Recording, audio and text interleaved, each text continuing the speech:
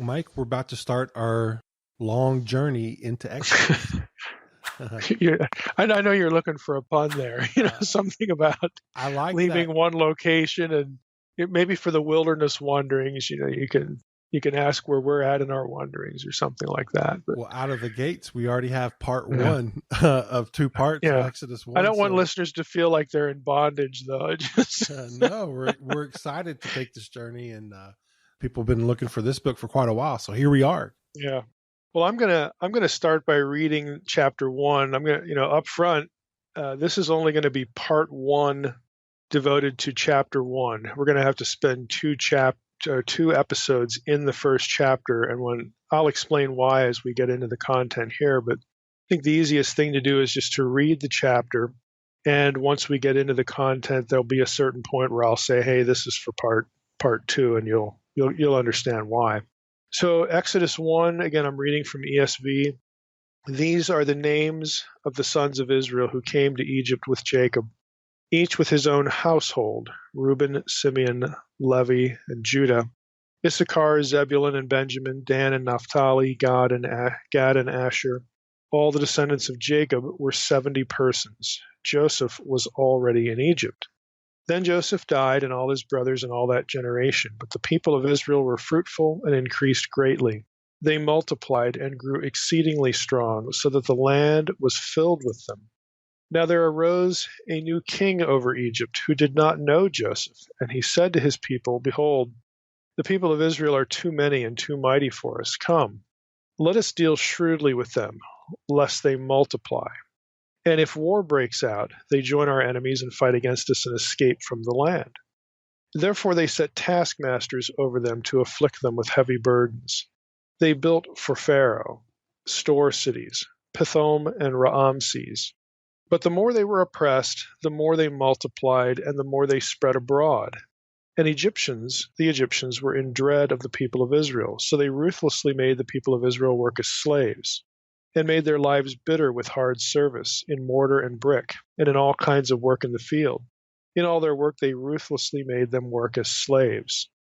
Then the king of Egypt said to the Hebrew midwives, one of whom was named Shiphrah and the other Puah, "When you serve as midwife to the Hebrew women and see them on the birth stool, if it is a son, you shall kill him. But if it is a daughter, she shall live." But the midwives feared God and did not do as the king of Egypt commanded them, but let the male children live. So the king of Egypt called the midwives and said to them, "Why have you done this? Let the male children live." The midwives said to Pharaoh, "Because the Hebrew women are not like the Egyptian women, for they are vigorous and give birth before the midwife comes to them." So God dealt well with the midwives, and the people multiplied and grew very strong. And because the midwives feared God, he gave them families. Then Pharaoh commanded all his people, "Every son that is born to the Hebrews you shall cast into the Nile, but you shall let every daughter live." Now, in the very opening here, the Hebrew wording in the opening is of interest, believe it or not. These are the names of the sons of Israel who came to Egypt with Jacob, each with his household, : and then you get the list. The reason why this is interesting is that the wording that opens the book is exactly the same as in Genesis 46.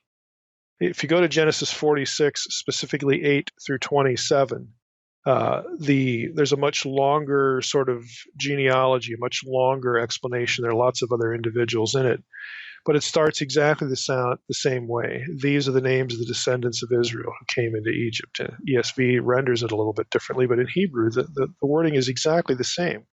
Now that effectively alerts the Hebrew reader that Exodus is a continuation of the Genesis story of Jacob and Israel. It ties the 2 books together in a literary sense. And you say, well, isn't that kind of obvious? Well, it is on one level, because in our Bibles, Exodus is positioned after Genesis. We read one after the other, but there's more to the idea of continuation than just where something sits. Okay. Now, Carpenter, in his commentary, his Exodus commentary, and this is the volume in the Evangelical Exegetical Commentary produced by Lexham Press.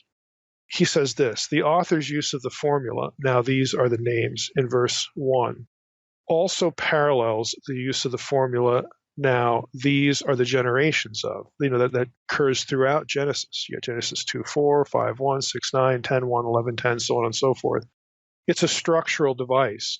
And so we have a sort of a structural parallel that also ties the books together. Its use here, Carpenter says, suggests that God's goals and purposes for his original creation are now being realized in an incipient Israel. Unquote. Again, that's kind of obvious, but there's a little bit more to the continuity here than kind of meets the eye. I'm just going to telegraph it here. There are things, and we said this in the introduction, there are things in the text of Exodus, in the Hebrew text, that specifically repurpose, connect into, hook into specific passages in Genesis that aim at talking about the fulfillment of God's original promise to Abraham, that he would have he would have a large family, he would have many seed, they would multiply. Again, he would be the promised seed. He would be Abraham and Sarah were essentially the new Adam and Eve, because God had disinherited, he had abandoned, he had forsaken humanity at the Tower of Babel event and started over with Abram and Sarah. They were the new human family. They were the new Adam and Eve, and their descendants were, again, to sort of replace that which God had abandoned. And so that God is committed to this plan is made evident when you get these are the generations thing, and in Genesis they continue a specific line of people, specific family line. And then when you get it here, these are the names of the sons of Israel. The story is ongoing. God is still committed to it. And that becomes important because in this chapter of Exodus, Egypt, again, I'm telegraphing here, which is going to be cast as the new force of chaos, the new Babel, is attacking, trying to thwart God's purposes with his new family and is not succeeding. In other words, God, and again, the language in the text where it hooks into back in Genesis. We're going to see some specific hooks back into Genesis 11, the Babel story, in this chapter. It's telegraphing a theological and a historical point that no matter what the forces of chaos do, God is going to fulfill his promises. He is absolutely committed to them, despite what you see going on around you. And it's a big theme in Exodus. Again, this continuity. Now, as a sidebar to this, because our audience likes these little sidebars, sons of Israel in verse 1 refers to the original migrant group of Genesis, back in the Joseph story. However, when you get to verse 7, the same phrase, sons of Israel, refers to a much larger group. And so ESV has it translated the people of Israel. So in 1:1, these are the names of the sons of Israel. Verse 7, but the people of Israel were fruitful and increased greatly. Given the same wording in Hebrew and the connection of verse 1 back into Genesis, the subtle point is again that God has kept his promise to multiply Abram's seed. Jacob was the chosen son after Isaac. So the sons of Israel, in verse 1, are now seen to be greatly multiplied in verse 7. Verse 5, all the descendants of Jacob were 70 persons. Joseph was already in Egypt. Now that gives us the sort of obvious point is that sets, the sons of Israel in verse 1, that puts them back into the Genesis story, in the Joseph story. But there's something interesting about this as well, and I'm bringing this up because sometimes we get hung up on literalism and numbers, okay? And in this case, one is kind of more legit than the other. So Carpenter notes that the number of people who actually came to Egypt back in the day of Joseph, is actually more than 70. That means 70 is probably symbolic, again, given the use of 70 and multiples of 7 elsewhere. You say, well, that sounds arbitrary, Mike. How can you just say that it's more than 70? Because of what it says in the Hebrew text. Now, ESV, again, those who came to Egypt, these are the names of the sons of Israel who came to Egypt. All the descendants of Jacob were 70. The word descendants there in the ESV in Hebrew is Yotzei, those who came out of, or out, literally out of the body, out from Jacob himself, the man. Out of the loins of Jacob is the idea. So it only refers to Jacob's direct seed. And you have to get over the sort of the pre-modern idea of where babies come from in the Semitic, the biblical, the ancient Near Eastern world. They don't know anything about a child is the combination of two sets of the genetics. They just don't know this. That one set of chromosomes combines with the other, and we have an X number, certain number of chromosomes. They don't know any of that stuff. In the ancient world, they use the planting metaphor. The couple has sex. The man plants the seed into the woman where it grows, and then she gives birth to a child. This is why, again, I mentioned this a number of times on the podcast. This is why the Old Testament knows nothing of male infertility. It only knows female infertility. Well, I planted the seed, so there must be something wrong with you. Again, and it takes you into different, other areas of theology. But in this case, you can see it, that these 70, the descendants of Jacob, the ones who came out from Jacob, from his loins, were 70 persons. So in other words, who's not counted?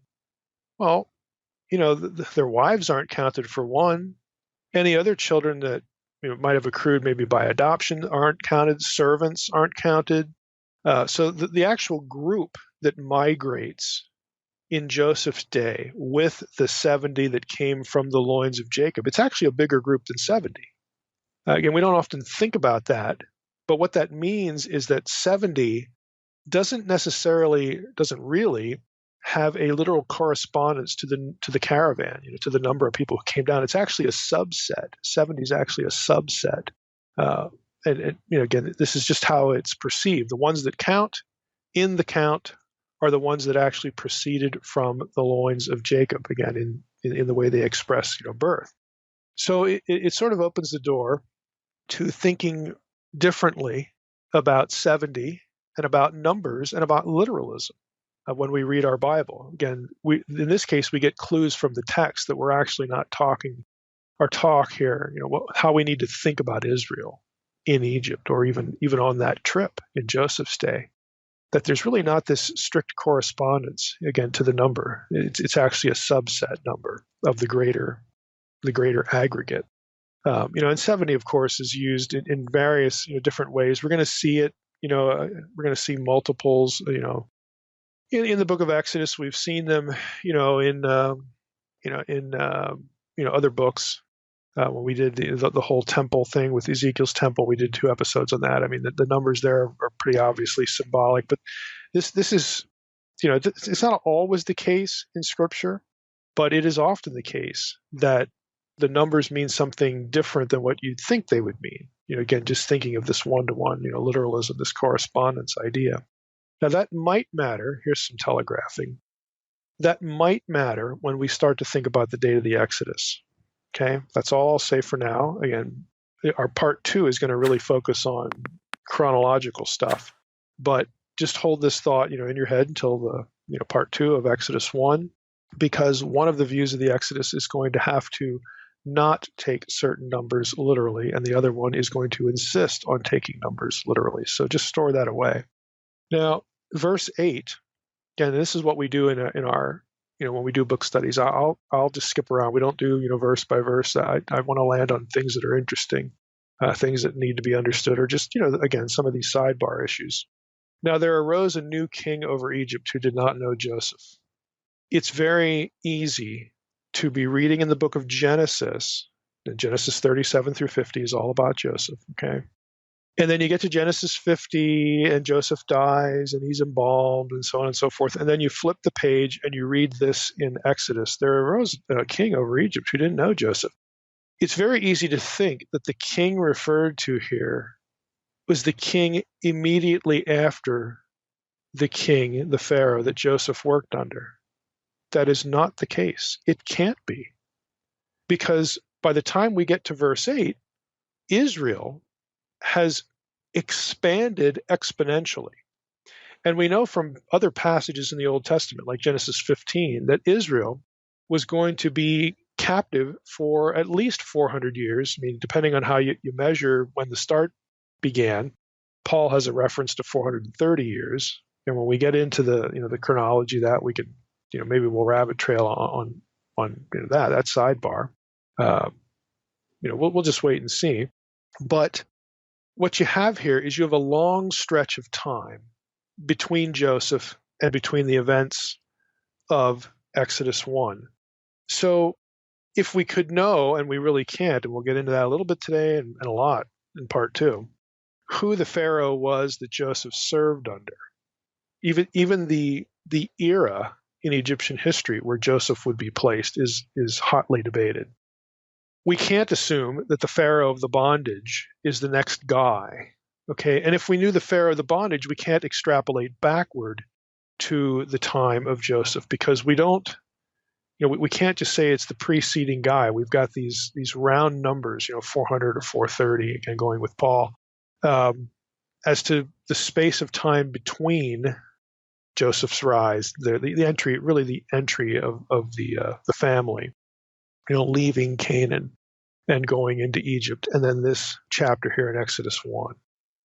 Carpenter writes here, this Pharaoh, again, this king, there arose a new king over Egypt who did not know Joseph. This Pharaoh was not acquainted with the previous history of Joseph and Israel in Egypt, or at least he didn't choose to acknowledge Israel and her past relationships with Egypt. More importantly, Carpenter says, he lacked a knowledge of or refused to grant any significance to the close friendships that Joseph and Israel had cultivated with past pharaohs, plural, and Egyptians. The writer does not give the king's name, nor are the pharaohs' names given in Genesis. So we don't know who this person was. We don't get any help by appealing back to the Genesis story. We don't know who that guy was either. But for the sake of our discussion now, there's a long period of time between Joseph and the circumstances of Exodus 1. So it's not just the next guy that all of a sudden didn't like Joseph. No, there hundreds of years have gone past. And this guy, as Carpenter says, either doesn't know anything about Joseph or really doesn't care. Now that brings us, I want to skip down to verses 11 through 14. I'm going to read them again. Therefore, again, the growth of the people of Israel has alarmed the Pharaoh, whoever he is. Therefore they set taskmasters over them to afflict them with heavy burdens. They built for Pharaoh store cities, Pithom and Raamses. But the more they were oppressed, the more they multiplied, and the more they spread abroad. And the Egyptians were in dread of the people of Israel. So they ruthlessly made the people of Israel work as slaves. It made their lives bitter with hard service in mortar and brick, and in all kinds of work in the field. In all their work, they ruthlessly made them work as slaves. Now, I'm going to focus in on certain parts of this. I'm going to, for the most part, skip the matter of the names Pithom and Ramses. We're going to spend, believe it or not, an entire episode in part 2 on, do those two names help us situate chronologically the time of the bondage, and thus the time of the Exodus, and thus the time of Joseph. It is, as I said in the introduction, a quagmire. It literally needs, and it's hard to cram it into one episode, it literally needs its own episode, because there's so much data that is either mutually contradictory or works in a variety of views of the chronology and the dating of these events, or is sort of just ambiguous. There's just a lot that goes into it. So that's what our part 2 is going to be based on. But for now, I want to just ask you a question. You think about what I just read. What parts of verses 11 through 14 sound familiar?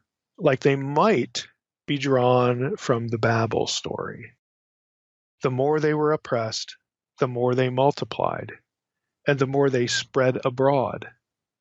Okay, that's verse 12. Spread abroad. Okay, that term is used in Genesis 28:14, the same Hebrew lemma, where it says, your offspring shall be like the dust of the earth, and you shall spread abroad to the west and the east, the north and the south, and in you and your offspring all the families of the earth will be blessed. It's a direct reference to the promise, given to Abraham and Sarah about their seed. They're the new Adam and Eve. They are the chosen ones after the Babel event. You get other Hebrew lemmas that mean spread out, dispersed, spread abroad in Genesis 11, specifically Genesis 11:4 and verses 8 and 9. Reading from the Babel story, "Come, let us build ourselves a city and a tower with its top in the heavens, and let us make a name for ourselves, lest we be dispersed, lest we be spread out over the face of the whole earth." Well, here, we're talking about just Egypt, and the people, Abraham's seed, are spreading out, and the whole point is that God's original promise, God's original desire, that His people spread out, everywhere, do as He commanded, that is in operation. We talked a few episodes ago, about how the blessing of Jacob to Joseph actually contains reference to the Gentiles, the seed of Ephraim. Okay, if you remember that, if you didn't listen to that episode, you should go back and listen to that. It's in the Day of the Lord episode. Again, all of the seed thoughts, pardon the pun, are in Abram's seed about the people of God, Jew and Gentile, fulfilling God's original wish after the flood at Babel, and way back in Genesis 1, be fruitful and multiply. Spread out over all the earth, because you're going to have to subdue it and bring it into dominion. Okay, all of these things are textual and conceptual clues that are linked together about what God is doing despite the opposition of Egypt, who's going to be portrayed as the new Babel. Mortar and brick, that show up here in Exodus 1, verse 14. They made their lives bitter with hard service in mortar and brick. The only place where those two lemmas show up with the spreading abroad idea, again, other lemmas, there are only two places in the Bible where that combination occurs: Exodus 1 and Genesis 11. Again, the writer wants his readers to think not only about, hey, God's keeping His promises, like Abraham and Sarah, we're going to have a multitude of families. Look at that. That's neat. It is, but he brings along with that the context of Babel. It's intentional. It's deliberate. It's the only other place where these things occur. The writing is casting Egypt as the new Babel, the new referent point of chaos, of opposition to God's will. Remember, chaos is opposition. It's a metaphor. It's a symbol in ancient Near Eastern thought. But ironically, again, the harder the new Babel, Egypt, tries to oppress Yahweh's portion, Israel. Remember Deuteronomy 32, 8, 9, when the Most High divided up the nations. That's the Babel event. He divided them up. He fixed the boundaries according to the number of the sons of God. But Israel is Yahweh's portion. Jacob is His allotted inheritance. So the harder the new Babel tries to oppress Yahweh's portion, the larger it grows. And the message is that Yahweh is fulfilling His promises, no matter what the forces of chaos do. Babel, chaos, all the human and supernatural forces, combined, everything that opposes God's plan will not undermine His purposes through His people. The very people through whom one will come, again, one of those one seed of Abraham will come, and specifically part of His mission is to reverse Babel, to bring the nations back into the family of Abraham and all the children of Abraham. You're called a child of Abraham in the New Testament not because of your physical genealogy, your ethnicity. It's not the fact that you're Jewish. If you are Christ's, you are Abraham's seed. It's Galatians 3. Or just read Galatians 3, 27 through 29. Really the whole chapter, but those are the verses that sort of deliver the punch. If you are Christ's, you are Abraham's seed, an heir according to the promise. And it's Christ who reverses, the singular seed of Abraham that reverses all of this. So what the writer is doing in Exodus is he wants the reader to think about, God is raising up a seed, the seed of Abraham, and that's wonderful. But he's also bringing Deuteronomy 32 worldview context along with it. He's bringing Babel along with it. There are other, there are other really, really subtle things that if we were reading in Hebrew, the whole thing about making their lives bitter, it's marar. the Hebrew lemma. Marad is very close to that, and it means to rebel, rebellion.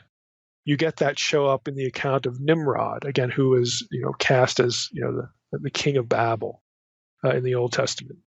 You get these little sort of exegetical linguistic little tidbits, these possibilities of what might be going on here. Again, there are other ones. I don't want to rabbit trail too much on this, but there are things that connect the two. One more. Leviathan, of course, is a very well-known symbol for chaos in Canaanite, the dragon, all right? And the Babylonian version of the chaos dragon was Tiamat. And everybody in the ancient world knows this stuff. Yeah, if we were Canaanites, we'd talk about Lotan, Litanu, again, and Baal is the one who defeats Litanu and brings order to everything and becomes king of the gods, wonderful Baal, all this stuff. If you were a Babylonian, you would say, well, the great chaos monster, Tiamat, our equivalent of Leviathan, that's who Marduk defeats, and Marduk does the same thing, brings order, into the world, and blah, blah, blah, blah, blah. Well, guess who else gets called Leviathan in the Old Testament? Egypt. It's not a coincidence.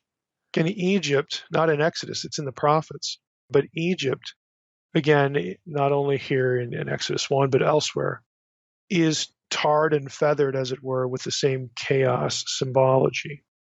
And these things are not accidental. The writers, whether it's the writer of Exodus or one of the prophets, wants his readers in those cases to think about Egypt as a chaos force.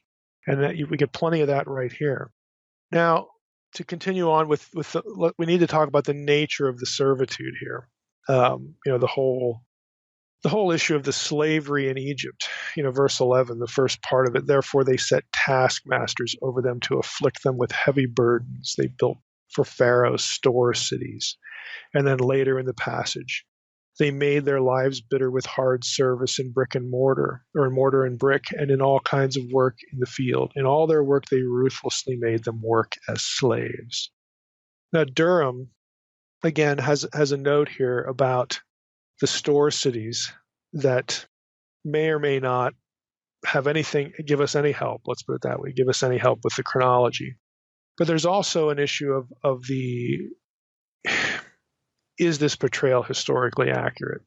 So there's a couple points to sort of cover with respect to the nature of the slavery. Without getting deep into the chronology, which we're going to do next time, I'll just read what Durham says here, and then we'll use that as a springboard to get into some of the other points of controversy.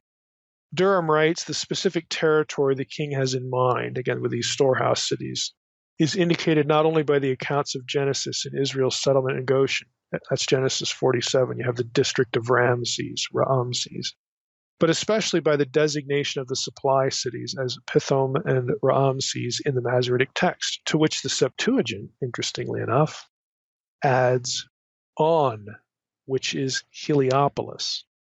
These cities were all in the Delta region, and all were associated with the vigorous building and rebuilding projects of the 19th dynasty. And end of quote. Now, the reason that that's a little bit interesting is Joseph, who's the woman he's given to marry. He's given a priestess, Asenath, the priestess or the daughter of the high priest of On, Heliopolis. So the Septuagint actually sort of pegs this district here in Exodus 1:11 as being the same. He associates it with Joseph by virtue of this specific reference to On, the Heliopolis, where this woman was from. The other interesting point is that Pithom and Ramses, Durham says, and he's making a bit of an assumption here, were associated with the 19th dynasty. This is the dynasty of Ramses II, Ramses the Great. Now, that's all well and good. But as we discuss next time, that is not, in fact, it is quite far from a slam dunk for associating this time period described in Exodus 1 with Ramses II, Ramses the Great. Now, I know Charlton Heston, and Yul Brynner, okay, it was Moses against Ramses, Ramses the Great. I get it. Yul Brynner's dad, Seti the First, is the king before Ramses the Second. So the movie, of course, assumes that the king here, for both the bondage and the Exodus, which is another mistake, is Ramses the Second. Even the cartoon, the Spielberg, Prince of Egypt, makes this assumption. This is the dominant view. And as a proof text for that, people go to Exodus 1:11 and say, look, they're building stuff for Ramses. I mean, who else can that refer to? We'll get to that. We'll get to that in part 2. Let's segue to a bit of another note. In this note, verse 11, the king is called Pharaoh for the first time in the ongoing narrative of the book. We're in chapter 1, so it takes 11 verses, but the king is identified as Pharaoh. The Hebrew term is a transliteration. The Hebrew is paro. That is a transliteration of the Egyptian word per-aa, which referred originally to the royal palace and the king's court, but came by the time of Akhenaten to be used also as a respectful royal title for one individual. Eventually, by the 19th dynasty, there we go with the 19th dynasty again, time of Ramses II. By the 19th dynasty, per-aa, Pharaoh, was used as it is here in Exodus 1. And Gardner's, Sir Alan Gardner, famous Egyptologist, the guy who wrote Gardner's Egyptian Grammar, all that, he has an article actually on this, and he's right. I mean, that's what the data are. Pharaoh is only used to refer to households, sort of administrations. Think of our modern equivalent of White House. Okay, the White House, the phrase White House can refer to an administration or a single individual, depending on how it's used. Well, the White House said today, well, if it was President Trump saying that, well, again, we can do that math. That's the way per-aa, Pharaoh, was used from the 19th dynasty, slipping back into the 18th dynasty if we want to get a little bit earlier. And there's some legitimacy for that. But 18th, 19th dynasty onward, the term becomes used for an individual. Now, if you're thinking already about the chronology issue, you're thinking, well, good grief. How can we possibly hold then to the early date of the Exodus? And if you don't know what these terms are, I'll just, here's a little parentheses. When we get into chronology next week, I'm going to be talking about the early date and the late date for the Exodus. Early date is 1446 BC. Okay? That's 18th dynasty. It's prior to this time. 1446 BC is a number that comes from 1 Kings 6:1, where it says, in the 4th year of Solomon, and basically everybody agrees Solomon got to the throne around 970 BC. So his 4th year is 966. The 4th year of Solomon was the 480th anniversary of the Exodus from Egypt. So you just do the math. 966 minus 480, because we're going backward, 1446 BC. What could be simpler?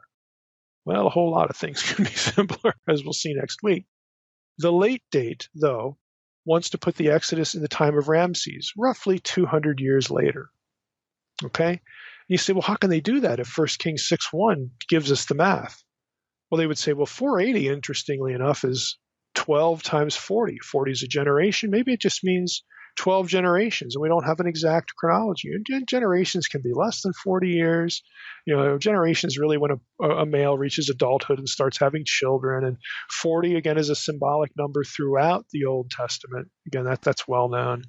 So they don't take the number literally, and they feel comfortable with that because they want the Exodus to be during the time of Ramses II because of verses like this, Exodus 1:11, and also because of the Egyptological data about a term like per-aa, Pharaoh, only used of an individual like it is here in Exodus 1:11 for the 19th dynasty onward. Okay, we're going to get into all of this next week, but that's just telegraphing it. So, we've got here a situation where let's agree for the sake of this episode that the Israelites have tough lives. They're in bondage. Can we just move on now? Well, we could, except that there's a lot of bickering about this description. There are critical scholars out there who will say, look, the only people in Israel that could rightly be called, or the only people in Egypt that could rightly be called slaves are military captives, prisoners of war. They were made slaves.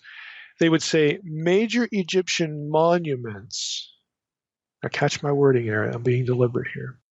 major Egyptian monuments, and the wonderful example, of course, are the pyramids, were built by trained, skilled laborers. They were native Egyptians who they were like masons, okay? That this is what they did.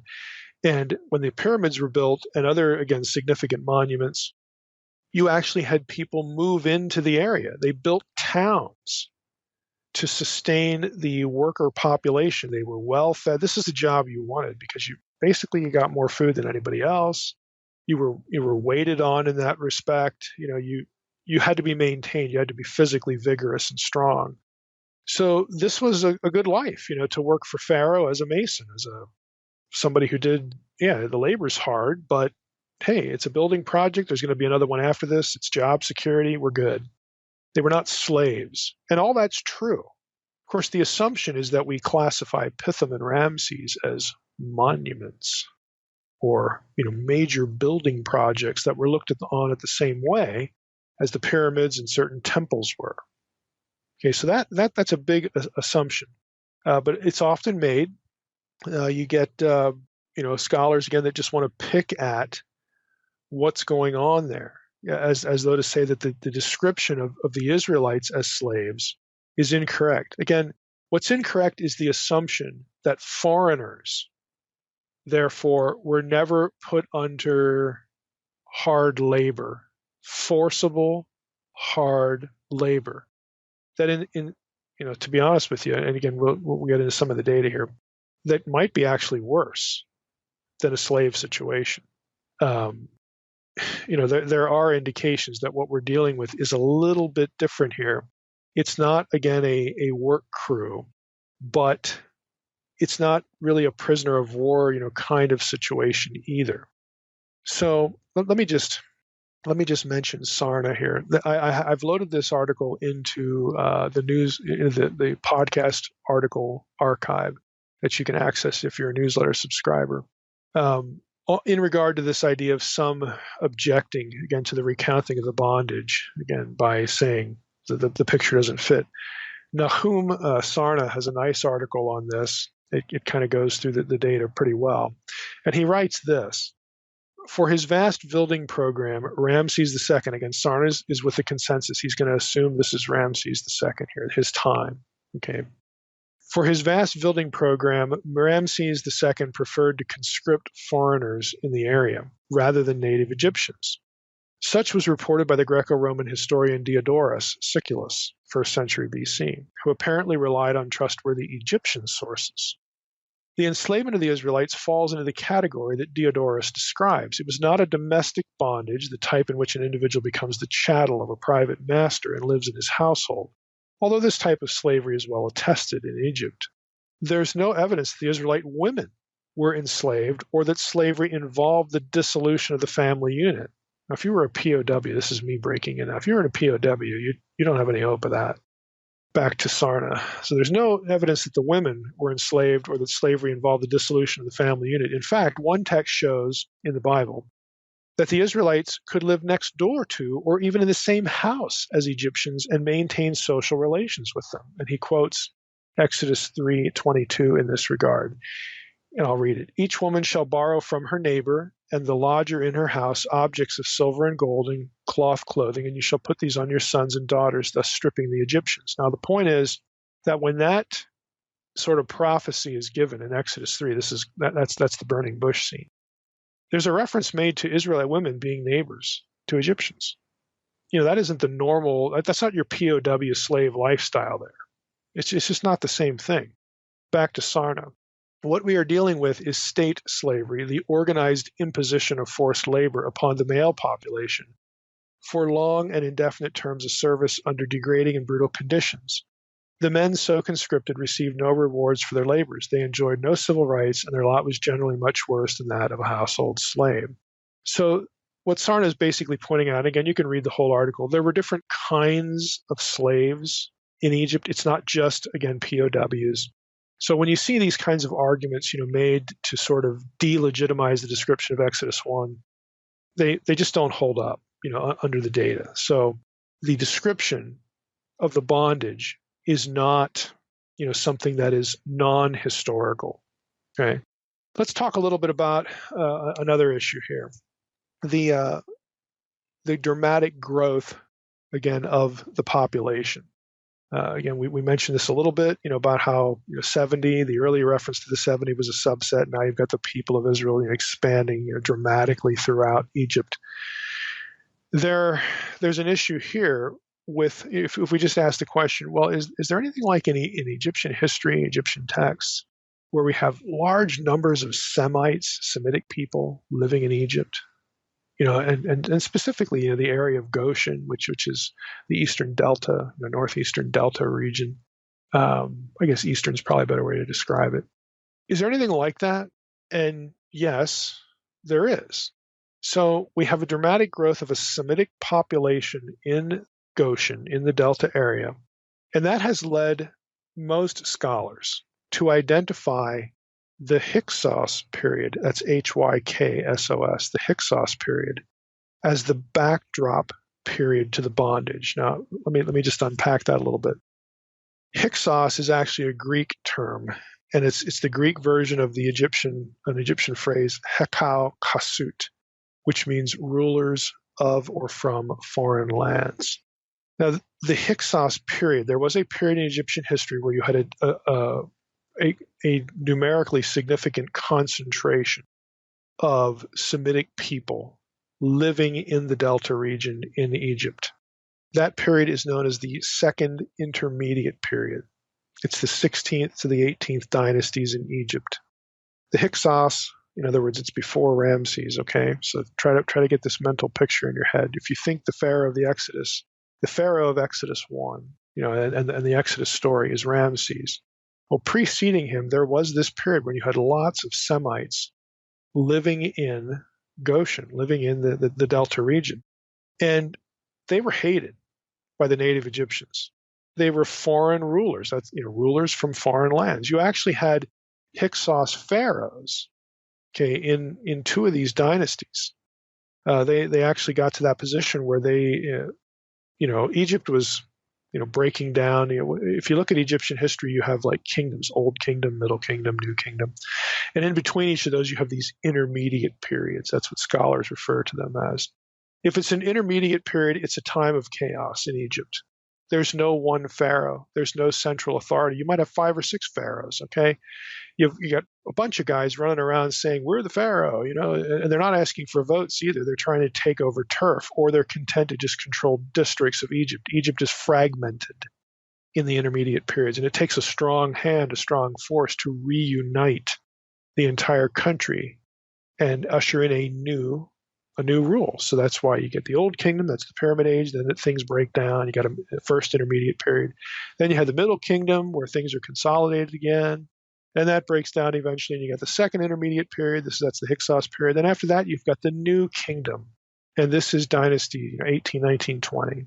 This is when, somewhere in there, the biblical events of the bondage and the Exodus, are occurring or thought to occur. So if we look at the Hyksos period, again, the consensus view among Egyptologists and biblical scholars is that the period of the bondage is at the very end.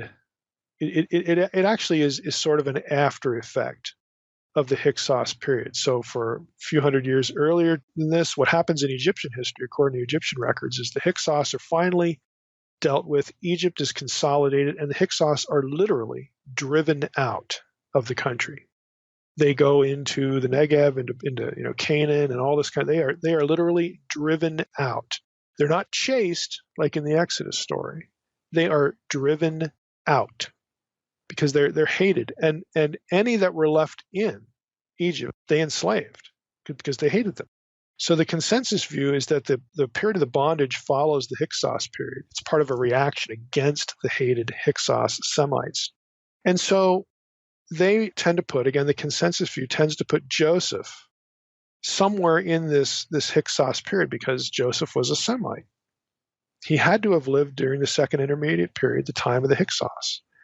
Now, if you accept all that, you cannot hold to the early date of the Exodus because you have to have Joseph in Egypt before the Exodus. If the Exodus is in 1446 BC, that means Joseph is around earlier, and that ain't anywhere near the Hyksos period.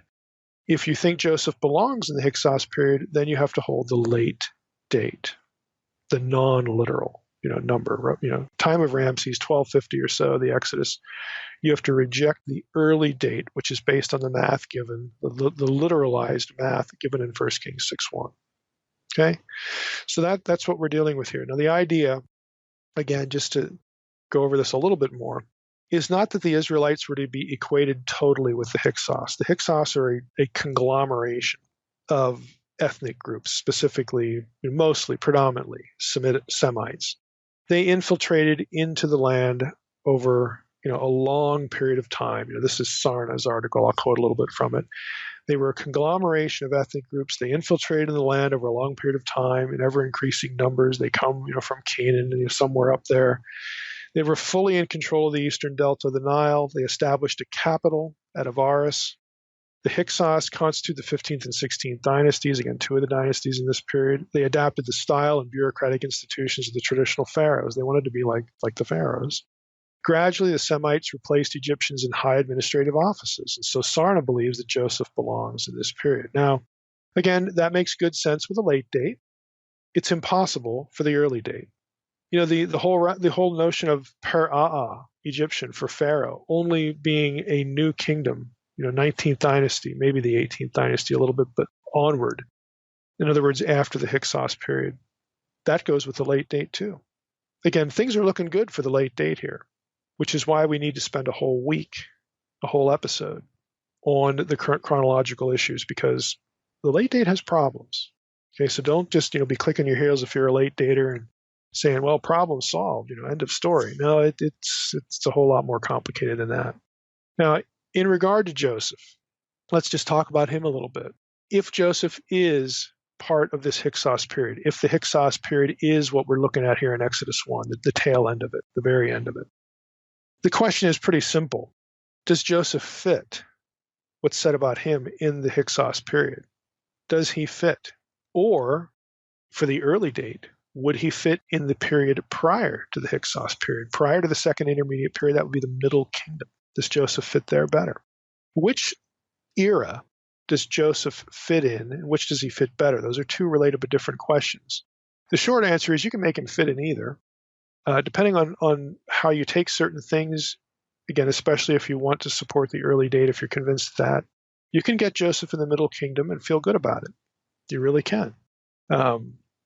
Questions like, does it make sense, to have a Semite rise to the height of power like Joseph did in a period other than the Hyksos period?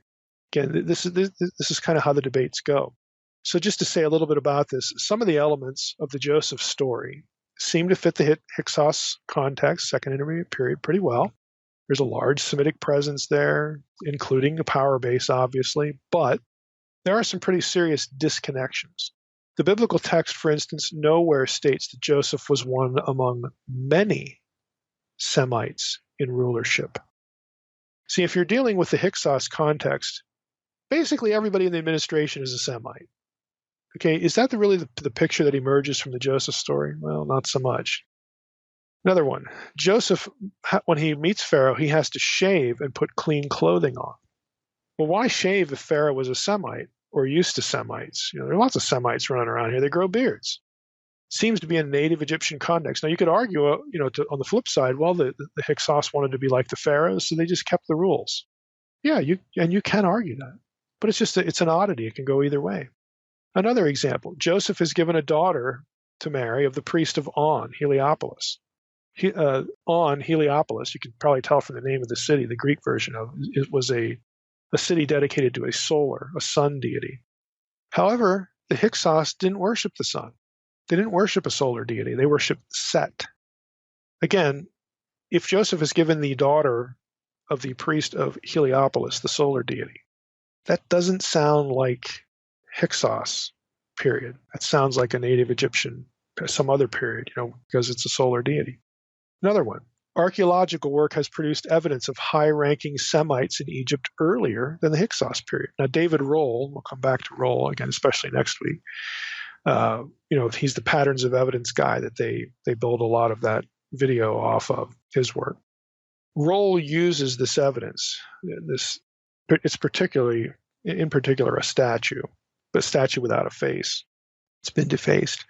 There is evidence of Semites that were high-ranking in the Delta area. Politically, they were rich. They had beautiful houses. It's pretty obvious that they were high servants. Pharaoh.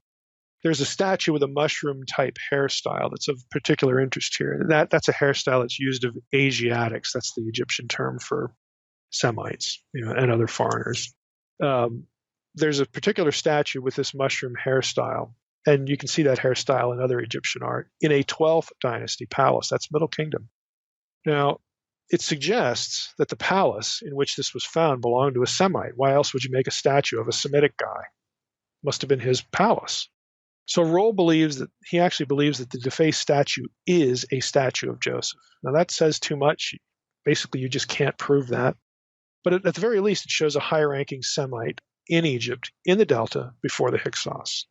What about Joseph's titles? Okay, do they jive with the Middle Kingdom, or must they be Hyksos? Well, there's plenty of evidence archaeologically and textually for Semites in the Middle Kingdom generally before the Hyksos. You have the Beni Hassan mural. Joseph is called the overseer of the house under Potiphar. The Egyptian term, that's evidently, again, a Hebrew translation or transliteration. Translation in this case of Cheri Per, which means literally he who is over the house. Again, this terminology does show up in Middle Kingdom Egyptian texts. Jim Hoffmeyer from Wheaton, he's an evangelical tradition. He's an Egyptologist. He was trained in Toronto. He cites the Brooklyn Papyrus here, which is dated late. It's very late, 660 to 330 BC. But everyone in Egyptology puts that in the Middle Kingdom because of not only its content, but its writing style. It matches the writing style of Middle Kingdom documents. Genesis 41 has Pharaoh declaring to Joseph, only as regards the throne will you be greater, or will I be greater than you. So Hoffmeyer notes that many take this to mean Joseph was elevated to the position of vizier, the highest ranking official in the realm. Most would argue that Joseph's duties, however, don't match the vizier's. There are famous studies on this. Hoffmeyer references them, studies by Ward and Van der Born. But Hoffmeyer points out that their research focuses on material from the New Kingdom, not on the Middle Kingdom. Middle Kingdom viziership is not as well known. There just isn't as much data. So Hoffmeyer says that this office for Joseph, the vizier office, can't be ruled out. He also points out that foreigners did hold lofty positions, including the viziership. There are Semites that actually were elevated to the level of vizier. There's one, in the New Kingdom, Seti I. He named a Syrian the, quote, great chancellor of the entire land. Again, the guy was a Semite. He's a Syrian. He's not a native Egyptian. He's from Syria. He's the great chancellor of the entire land. Isn't it interesting that Seti I, which, of course, the movie has as the father of Ramses II. But you can't have Joseph and Moses butt up against each other chronologically. So don't make too much hay out of that because it just doesn't work. But anyway, I thought I'd mention it. Another example would be under Hatshepsut. This is the famous woman pharaoh. She named a Semite as her vizier. You can read Hoffmeyer. His book Israel in Egypt is just chock full of data like this. I mean, you can read his take on this. He has other examples as well. Another instance we could cite, Genesis 45:8. Joseph is referred to as a father to Pharaoh. No such title is known in Egypt. Is that a problem? Well, depends how you look at it. Nearly all Egyptologists consider that phrase, a father to Pharaoh, to be a Hebrew placeholder for a father to the god, which is well known in Egypt. You say, well, how does that work? Well, it would refer to a chief advisor to Pharaoh who is, in Egyptian thinking, a god. The biblical writer apparently thought that the actual Egyptian phrase was either offensive or maybe confusing to his own readers. So instead of calling Joseph, you're going to be a father to the god, like to an Israelite, that's not going to make any sense, or it might be offensive. And so they change it, a father to Pharaoh. Pharaoh's a god. So one works just as well as the other. Now, Wenham notes this in other passages. This is in the Hebrew Bible. Priests and prophets are spoken of as father to somebody else, even though they're not literal fathers. It's because, like real fathers, they instructed their quote-unquote sons, their people. It is often surmised that the underlying Egyptian title, again, quote, father of the god, was given to a variety of high officials, such as clergy, who advised Pharaoh. So it's really kind of a common title if you understand it that way. So in short, there's no obstacle to having Joseph in the Middle Kingdom. The early date can work. But there's nothing that rules out Joseph in the Hyksos period conclusively, so the late daters are happy too. This is what you get, when you're dealing, with this kind of material. So in Exodus 1, yes, we encounter a Pharaoh. We encounter the names Pithom and Ramses, which we'll talk about next week. We encounter, contexts that, okay, we've got slavery. Everything descriptively about Exodus 1 can work well, not only historically. It affirms the broad general historicity of the account. In other words, are the details of the account, do they jive historically with details, with what we know of the culture of the place that the story describes? And the answer is yes. This takes us back to our introductory, discussion of, well, what's history? What's historiography? What does historical mean? What's mythic history? All these questions.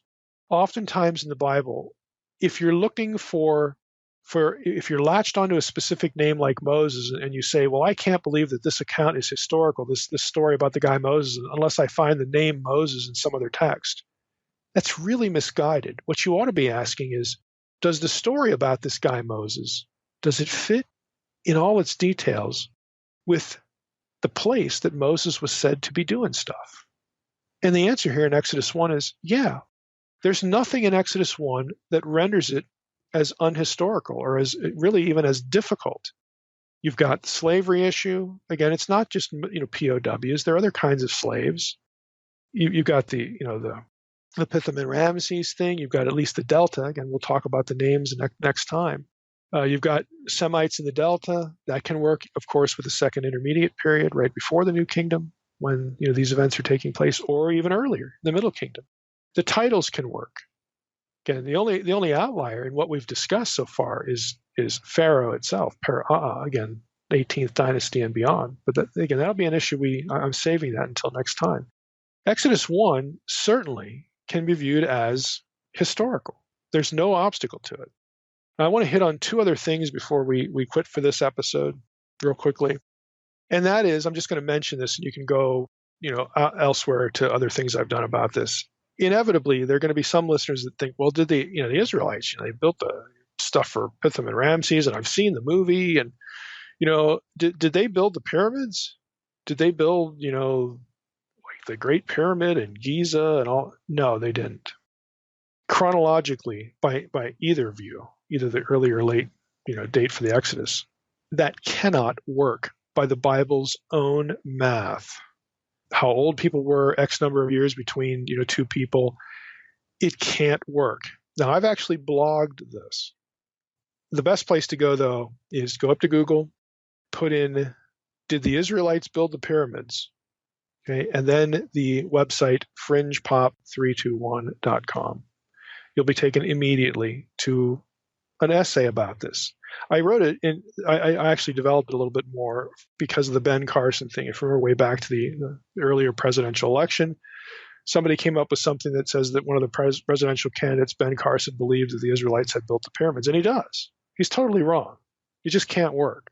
I also made a Fringe Pop video about this. So if you go to YouTube, Fringe Pop 321, you'll find a video on this. So that's all I'm going to say about it. No. Exodus 1 is not evidence that the Israelites built the pyramids. Okay? Let's move on to verses 15 through 22 for the last element here of this episode. I'll read a little bit of it again. Then the king of Egypt said to the Hebrew midwives, one of whom was named Shiphrah and the other Puah, when you serve as a midwife to the Hebrew women and see them on the birth stool, that's going to be our key term, the birth stool. If it is a son, you shall kill him, but if it is a daughter, she shall live. But the midwives feared God and did not do as the king of Egypt commanded, but let the male children live. So the king of Egypt called the midwives and said to them, what's up? Why have you done this and let the male children live? And they said, well, the midwives said to Pharaoh, because the Hebrew women are not like the Egyptian women, they're vigorous, they give birth before the midwife comes. Okay, that whole thing. Now, we've talked in an earlier episode of the podcast, specifically episode 210, about the ethics of deception. Does God use deception? And the answer is yes, he does. God himself uses deception to punish and thwart evil. So if you want a whole episode on that, go to episode 210 and listen to that. So I'm not going to get into that issue here. We've already covered it. I do want to get into the issue of this term, the birth stool. You say, well, good grief. I mean, what could possibly be interesting about that? Yes. Well, here we go. The term translated birth stool, and basically all your English translations have something like this, is Hebrew ovnaim. That term is used in Jeremiah 18:3 for the potter's wheel. Remember the famous passage in Jeremiah, potter fashioning the clay and God's the potter, and he makes us, and all that kind of stuff. That's important, what I just said. It's used in Jeremiah 18 for that imagery. Again, the potter's wheel imagery. Now, I got news for you, but the Hebrews, and the Egyptians for that matter, didn't use potter's wheels to have babies on. They just didn't. And I'm going to reference an article here. Again, I put this in the podcast article archive. You can get if you subscribe to the newsletter. There's 2003, so it's not that recent, but there's an article by Scott Morshauser called Potter's Wheels and Pregnancies, a note on Exodus 1:16. That's very interesting. Literally in the Hebrew text, if we were looking at this in Hebrew and translating just the words that are there, it would not read the way it does in ESV or other translations. It would say, when you serve as a midwife to the Hebrew women and see the birth stool. You say, well, that doesn't make any sense. Why would I as a midwife go to an Israelite house and just look at the birth stool? Of course it doesn't make any sense. And so translators insert them into the translation, so it does make sense. And you see them, i.e. the Israelite women, on the birth stool. That isn't actually what the text says. So you have a grammatical problem. You see them, you see the birth stool. You see the ovnaim. And then this whole use of the same term, it's an unusual term. It doesn't occur much, but it does occur in Jeremiah 18:3 for a potter's wheel. What are we looking at here? There's another oddity. The midwives make up an excuse. Well, the Hebrew women are delivered, before the midwife gets there. Now, the oddity is, given that this Pharaoh in Exodus 1 has been portrayed as pretty ruthless and heartless, why would that answer be satisfactory at all? He doesn't retaliate against them. Why not? It just doesn't make sense. The whole way we understand this doesn't quite make sense. So Morshauser writes this: why would either a premature or unattended birth annul the main thrust of the royal command? If one accepts the usual interpretation of verse 16, the excuse offered by Shiphrah and Puah would not have solved their dilemma. The absence of a midwife would hardly have freed the women from their duty to their sovereign. You kill the boy. Back to Morshauser. They still would have the information necessary to carry out their task. They sure would. However, the next stage in this process, wherein the ruler ratchets up the pressure and demands that his subjects, not just the women, the midwives, but his subjects, drown the Hebrew infants, makes it probable that the midwives' mission had been formulated in a different fashion. Apparently, their order had been to eliminate the males prior to their birth, but once delivered, they were to be permitted to survive. That, again, I'll stop the quote there, and that explains why Pharaoh has to just tell the populace then, well, you got to get rid of the boys. Now, what Morshauser suggests, he suggested the phrase "upon the ovnaim," okay, or you see the ovnaim, you see that whole thing. He believes, and this is going to sound a little bizarre, but it actually makes some interesting sense. He believes that is the Hebrew equivalent of an Egyptian idiom based on a very particular religious metaphor. Think of the potter's wheel here. Okay, Morshausen writes this: the potter's wheel is regularly linked to pregnancy in ancient Egyptian religious literature and art, not for the literal women, but in a different way. He writes, the implement, and this potter's wheel, was associated with the creator god Khnum, a ram-headed deity who was depicted as an artisan. In mythopoetic text, Khnum could mold and shape each human being at conception, quote, upon his wheel, unquote, with the potential child being granted the physical and psychological traits that would define it as an individual, obviously including characteristics of gender. During this time of fashioning, the developing infant was said to be, quote, upon the potter's wheel, unquote, from which it would hopefully be delivered hale and healthy.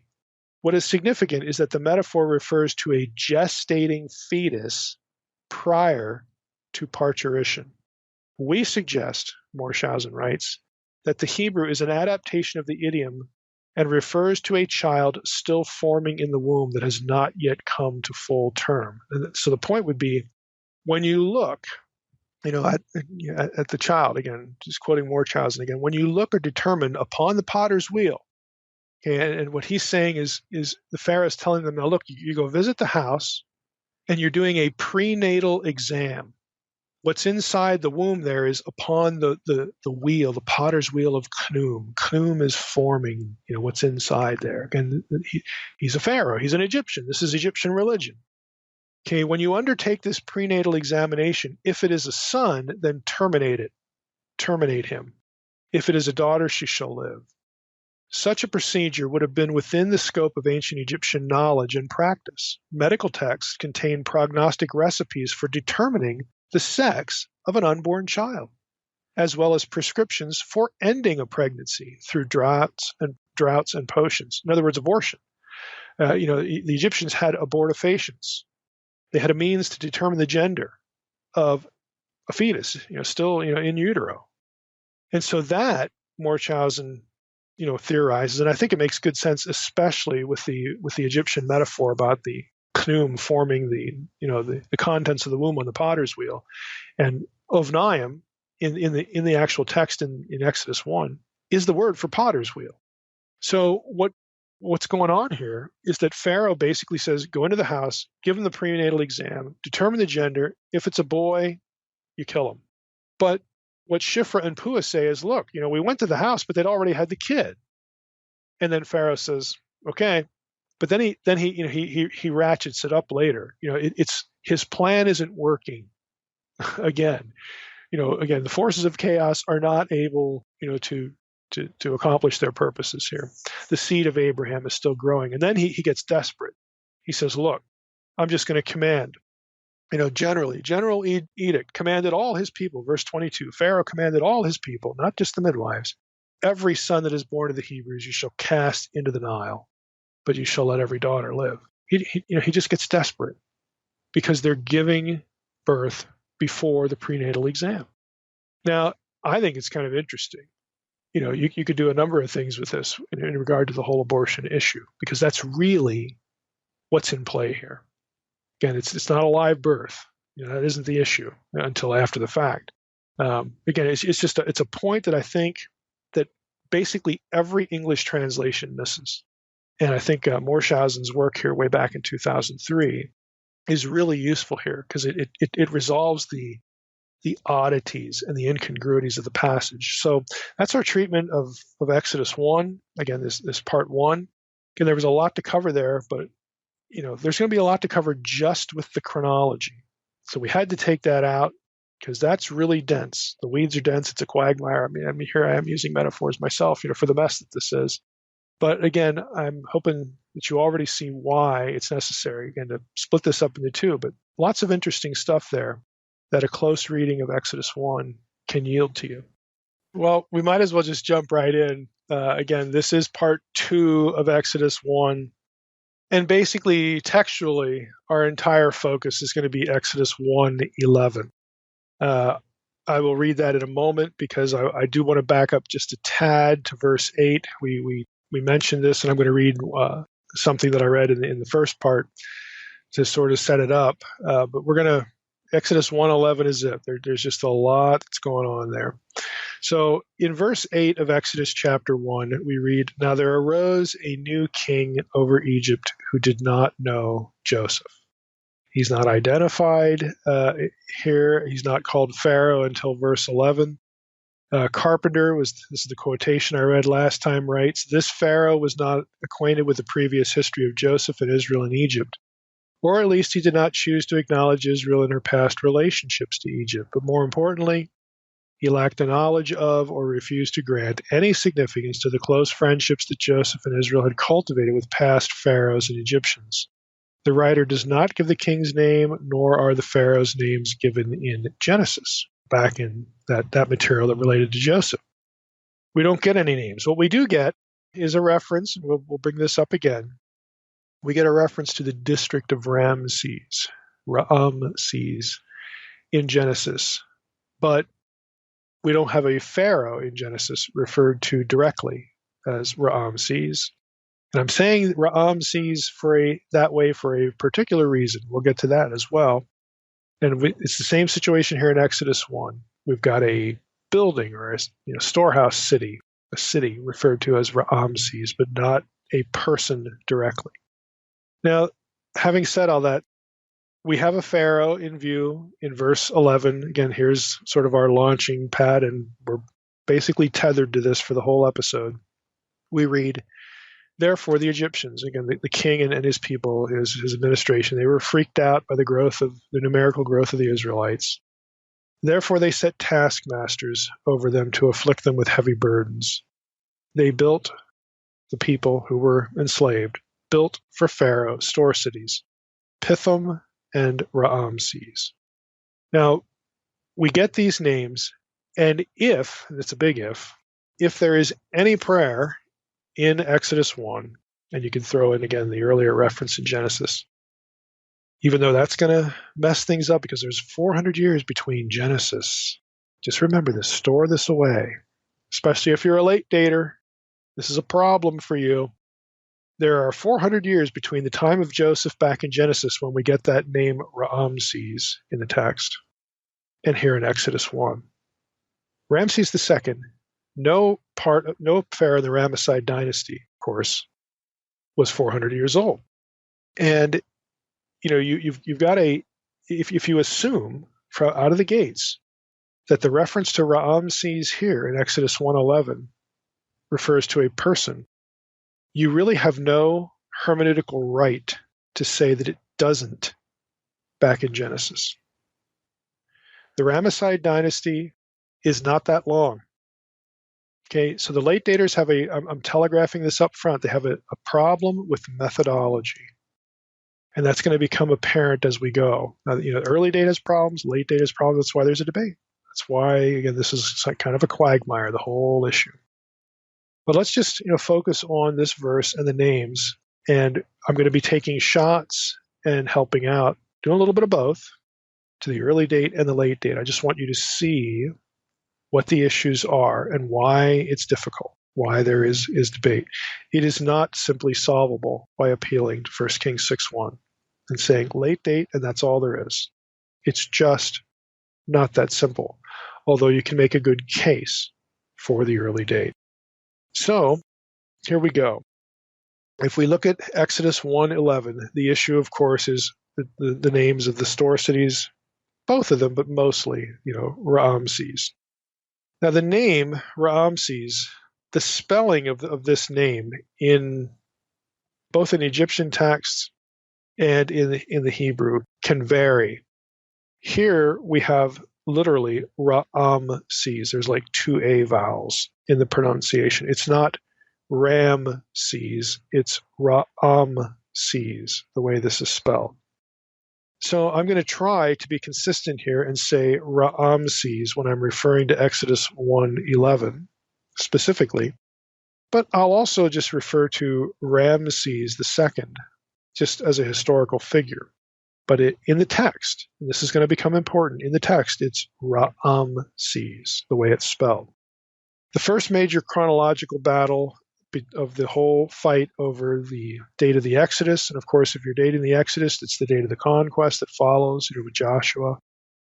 really this is sort of a linchpin thing, for how we think we might be able to understand and overlap biblical history of Israel, with ancient Near Eastern history, Egypt and Canaan for that matter. As I said last time, I'll give you the basics of the two dates, early and late. Early date says the Exodus happened in 1446 because of 1 Kings 6:1, which says that in the fourth year of Solomon, that fourth year was the 480th anniversary of the Exodus from Egypt. We know on very good grounds, astronomical grounds, and because of both astronomy and the people who used astronomy, especially the Assyrians. Okay, they're very good at this. Babylonians, very good at astronomy, and then working backward with their kings and where their kings encounter the Assyrian king, all this. As I said in the introductory episode, after about 1000 BC, the chronology, at least with respect to Assyria and Babylon, works pretty well. It's pretty tight. You can really defend it and link it to astronomy. So we've got here an instance where we can date Solomon with a lot of confidence as taking the throne in 970 BC. His fourth year is 966. Subtract 480 years because you're moving backward in time, and you get 1446 for the Exodus. The late date says, well, not so fast. 480 is 12 times 40. So we might be dealing with 12 generations. And 40, again, a symbolic year for a generation. So we may not be able to just take the math literally. And they don't. They have the Exodus occurring during the time of Ramses, which is 200 years later than the early date. And the reason they want to fix it in the reign of Ramses or something in the New Kingdom. New Kingdom is Dynasty 18, 19, 20. Those are the dynasties at least we need to worry about. The reason they want to put it in there is because of verses like Exodus 1:11, the name reference to Ramses. They feel that justifies, tying. That's a peg. It's a chronological peg that we assign, to the biblical story, and we can back up with Egyptian history, real historical people. And the only thing that it really requires of us, so the story goes, or so the explanation goes, is that we not take 1 Kings 6:1 literally. So, their defenses, you've got stuff in the story. We alluded to some of this last time, the reference to Pharaoh per Aa, using that term, which in Egyptian means great house. It only gets applied to an individual person in Egyptian texts from the 18th dynasty forward. And so here we have it in Exodus 1:11. So they're saying this has to be stuff going on in the New Kingdom. Okay, specifically in the Ramesside dynasty, Dynasty 20. 200 years earlier, you get the 18th dynasty, and that's where early daters, it's still New Kingdom, but that's where early daters want, to have things going on. So you have this 200-year differential. And I'm going over this because I want you to see that the late date, a lot of you won't like the late date because you want to take 1 Kings 6:1 literally. The late date is not just a flim-flam. It's not just let's throw a dart at the board. I don't like, biblical literalism. I hate the Bible, so we're just going to throw this number. No, it's actually based on substance. 40 is a symbolic number. So is 12. Okay, you actually do have Egyptian material that can very readily situate and anchor these events in the Ramesside dynasty. That's true. It's real. The data are there. The question then becomes, is that the only way to look at the data? Are there other data elsewhere that can allow the early date to appeal to more than just 1 Kings 6:1? That it can actually, go into Egyptian material and say, look, here's the way we need to look at all this, and then defend the early date that way. Okay, this is a substantive debate. It's not the Bible lovers versus the Bible haters. If you've been taught that, I'm sorry, but you need to disabuse yourself of that immediately. It's just not true. So we're not about caricatures here. We're about actually, trying to think, trying to understand why these arguments, why these debates are what they are. So Exodus 1:11 is our first, signpost for all of this stuff. The name Ramses. Now, since the passage describes the Israelites, the whole first chapter of Exodus, describes the Israelites of the generation immediately preceding the Exodus. So the people who are under affliction in Exodus 1, these are going to be the people who Moses is going to deliver at least 40 years later, because Moses is going to have to be born in Exodus 2. He's going to grow up. He's going to be 40, and then he's going to, kill a man. He's going to flee Egypt. He's going to be out in Midian for 40 years. So now we've got 80 years. Again, can we take these dates literally or not? All that kind of stuff. But there's some distance between the deliverance and this generation that's suffering. But you're going to have a lot of overlap here between the people, maybe their children who are suffering under Egyptian taskmasters and the actual Exodus. So since that's pretty well chronologically close. We've got these generations that sort of butt up against each other.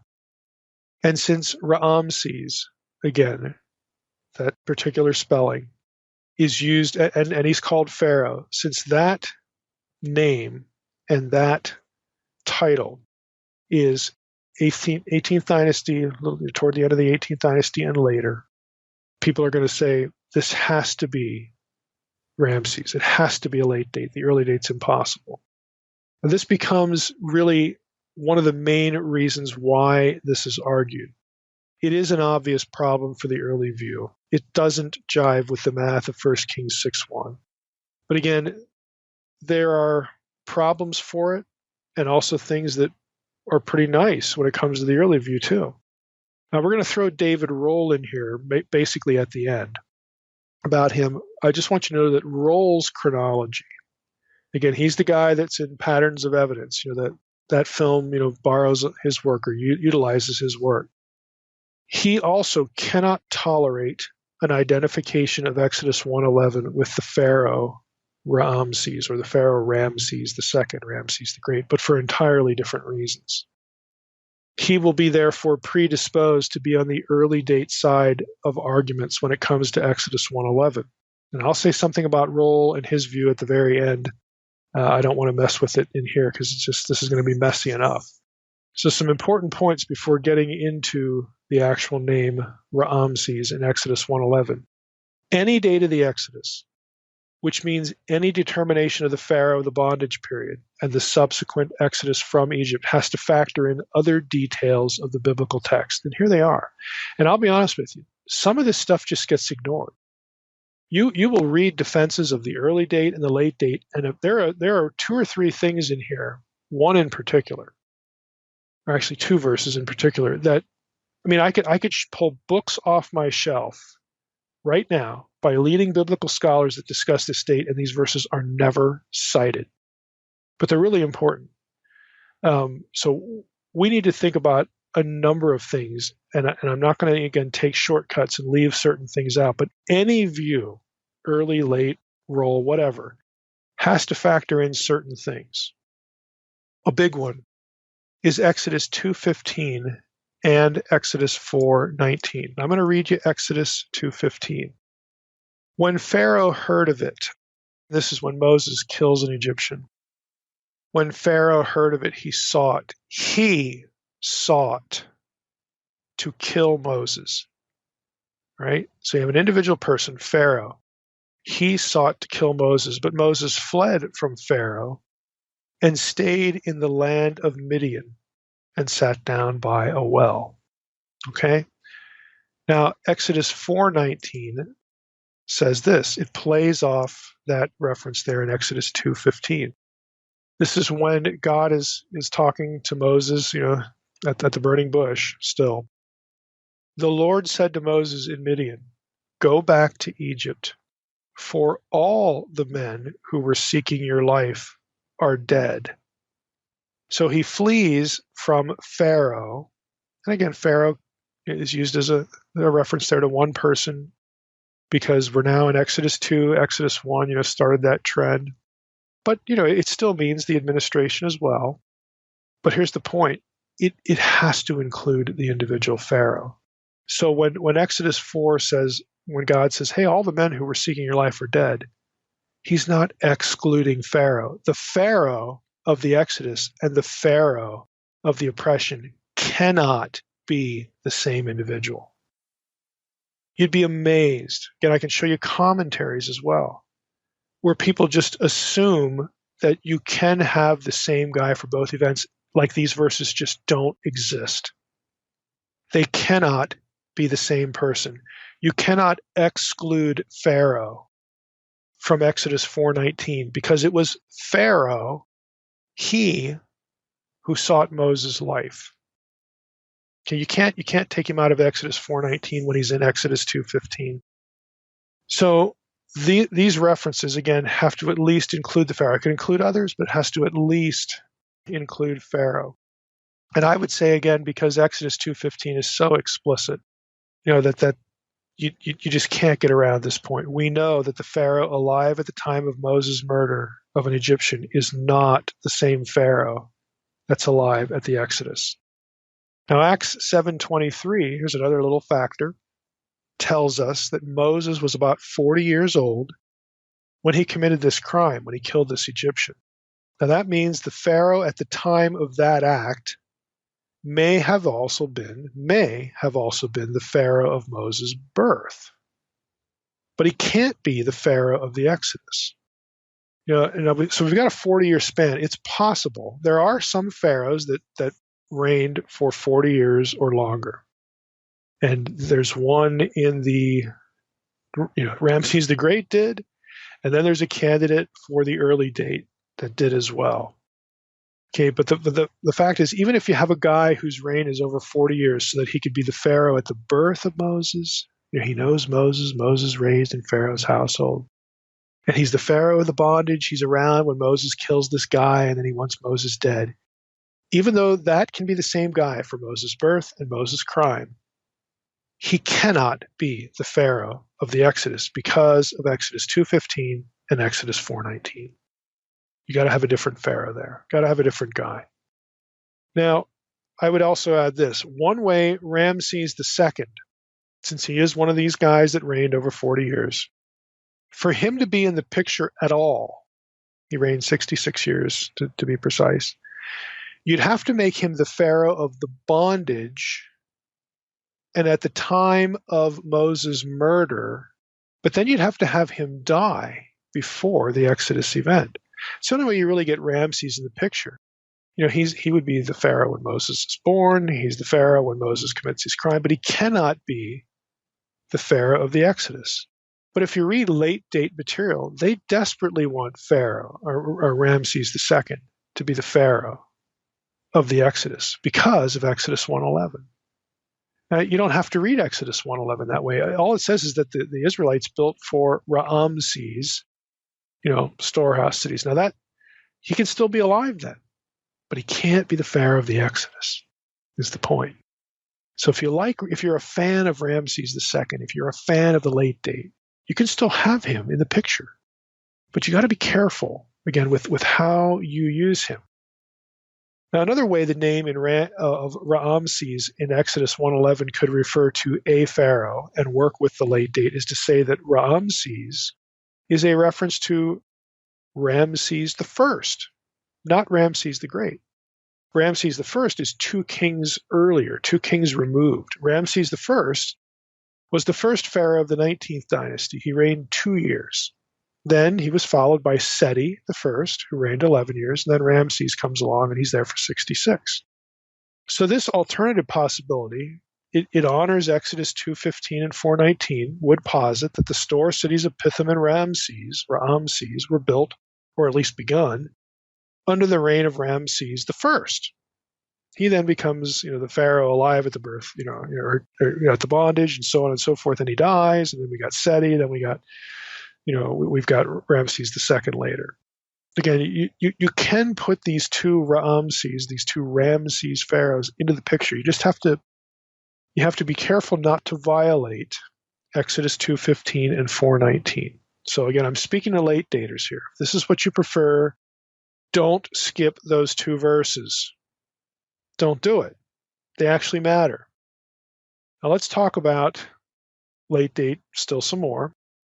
Let's talk about Exodus 1:11. What's the late date evidence to connect Ramses in that verse to one of these Ramesside pharaohs, either one or 2? Okay. What's the evidence? Why, when we read Exodus 1:11, why should we think of the Ramesside dynasty? And of course, the reflex response is, well, it says Ramses. What else could it be? We'll see. Now, I'm going to appeal to Redford's article here to begin. Donald Redford is a very well-known Egyptologist. I think he's still teaching. He was at Toronto for many years.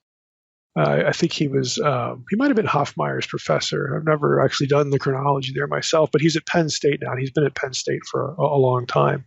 He may still be teaching. He might be retired, though. But anyway, Redford is a well-known Egyptologist. He's published a lot of stuff, both popularly and scholarly.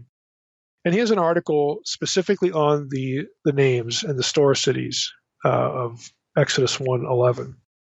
And I'll just call a few points from that where he talks about these names. Now, he says these are more or less his conclusions. He has detailed, arguments. The articles are just cluttered with Egyptian words and all this kind of stuff. But these are basically his conclusions. He says, Pithom is a term used no earlier than the New Kingdom. Again, that helps late daters. Per atum would be the Egyptian way of saying it. With respect, to Egyptian grammar, again, the etymology, per atum, pithom, can work. Again, it ostensibly helps with the late date.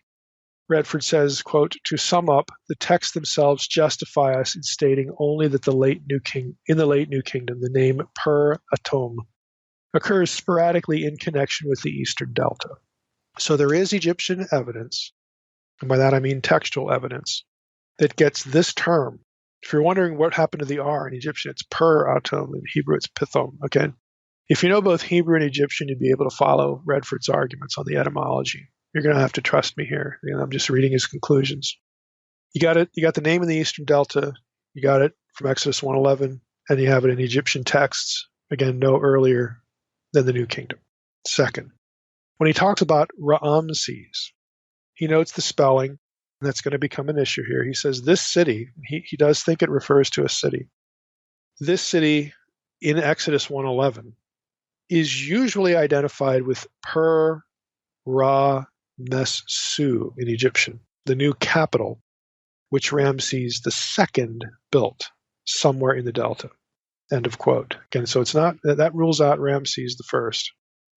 Redford accepts that the term Ramses refers to the Pharaoh, but doubts, though, that the biblical name refers to the royal residence, mostly because what we see in the Hebrew text is not a correct transliteration of the city name.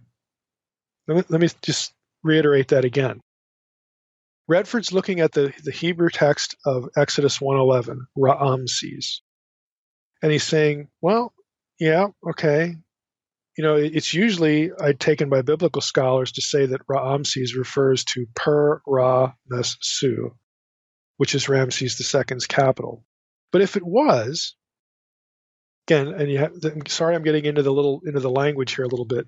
I'm going to say it again. Per Ra Mes Su are the Egyptian characters. You notice there's not two A vowels there. It's not Per Ra Mes Su. It's Per Ra Mes Su.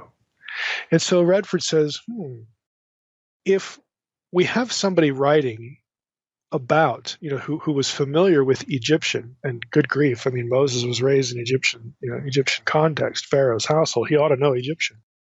And again, if he wrote this, what we have in the Hebrew Bible, Ramses, two A vowels, again, separated by consonants, I'm not going to get in the nuts and bolts too much here.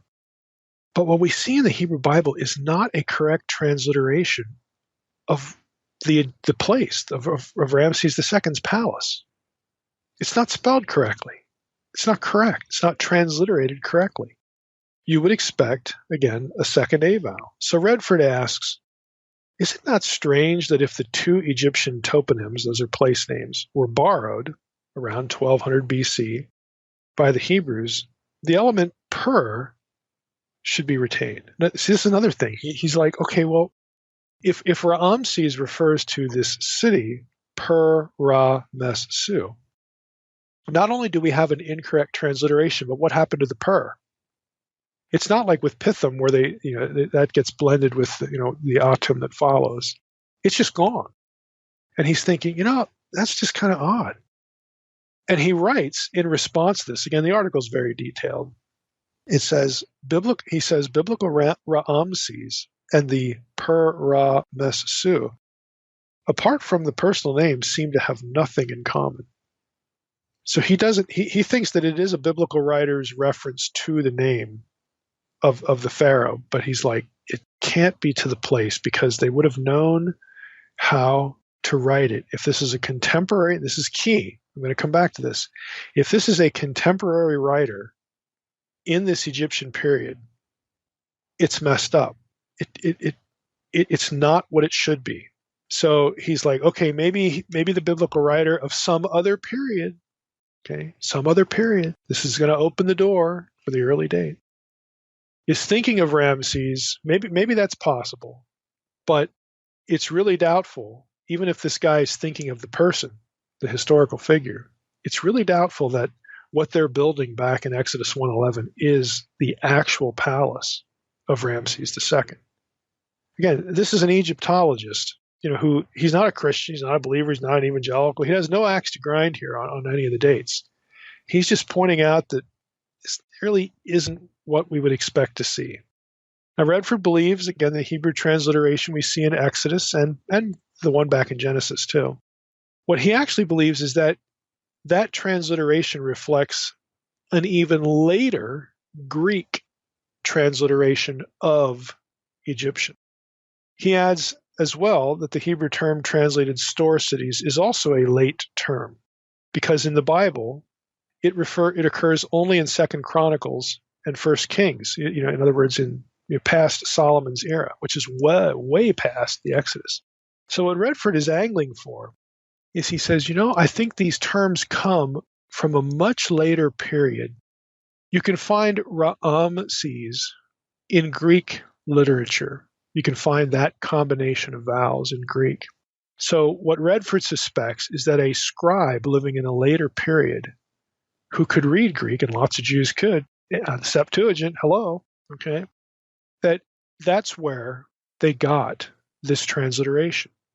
Now, if he's correct, there's no way to really argue well that Ramses should be, that the place, Ramses in Exodus 1:11, must refer to the actual palace. He thinks that the term wound up in Exodus 1:11 by what a scribe decided to do centuries later. Okay, I want you to hold that thought, because that's going to become really important when we get to the early date. It's actually useful.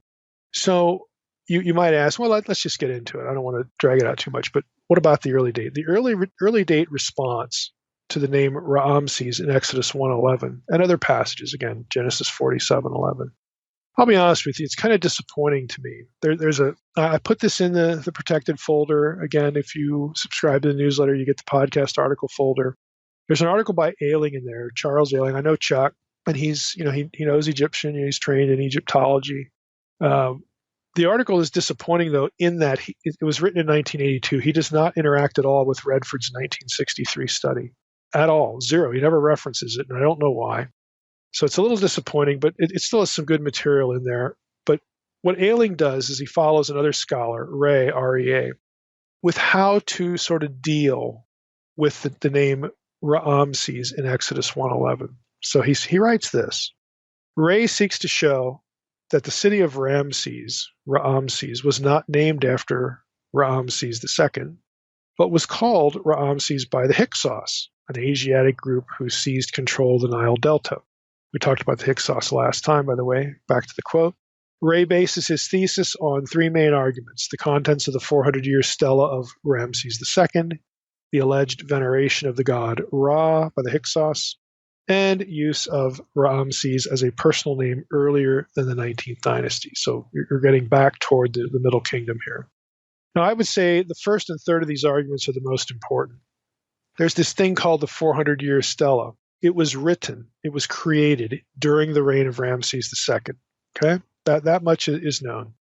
It was created at the city of Ramses to commemorate an event that had taken place some years earlier, before Ramses' father Seti had become Pharaoh. So it's a memorial of some event that happened, even before Seti was Pharaoh. Seti, while serving as vizier under the late 18th dynasty king Horemhab, came to Per-Ramses, again, the Egyptian city that Redford was talking about, Per-Ramessu, okay? He came to that city to celebrate the 400th anniversary of the establishing of the Set cult. Remember, the Hyksos worshiped the god Set instead of the solar deity. Ray believes that this stele indicates that the 19th dynasty rulers were connected in some way, perhaps genealogically, to the Hyksos. There's no way to prove that the pharaohs of the 19th dynasty were partly Semite. Okay, this guy Ray that Ailing is quoting wants to sort of argue that he wants to connect the 400-year stela, even though it was written during the period of Ramses, all the way back to the Hyksos.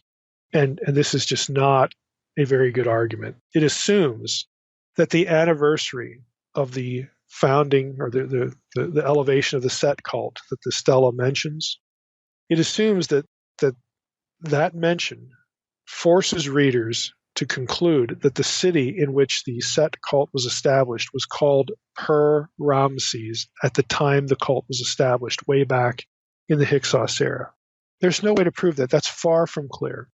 The stela could just be saying, hey, the cult was established 400 years ago in the place that we know today as the city of Ramses. Yeah, this is a non-argument, but again, these are disappointing arguments when it comes to trying to connect the name Ramses with a period 400 years prior, because again, the early date doesn't mind having the Exodus be long before the time of Ramses. That's where they wanted. They want the Exodus to have occurred 200 years before the time of Ramses II. And so this is one of the ways that they try to argue it, and it's just not a good argument. Fortunately, there are better arguments for the early date. Ailing writes this. He says, while the name did not become popular, Ramses, until the days of Ramses II and later, occasional examples of the name are known from earlier periods. A very prominent figure in the late 18th dynasty, again, that's still too, you might massage that with the early date. A very prominent figure in the late 18th dynasty was Ramos, or Ramses. He was a vizier under Amenhotep III and Akhenaten. And that's still a little late for early date, but this is what Ailing is trying to argue.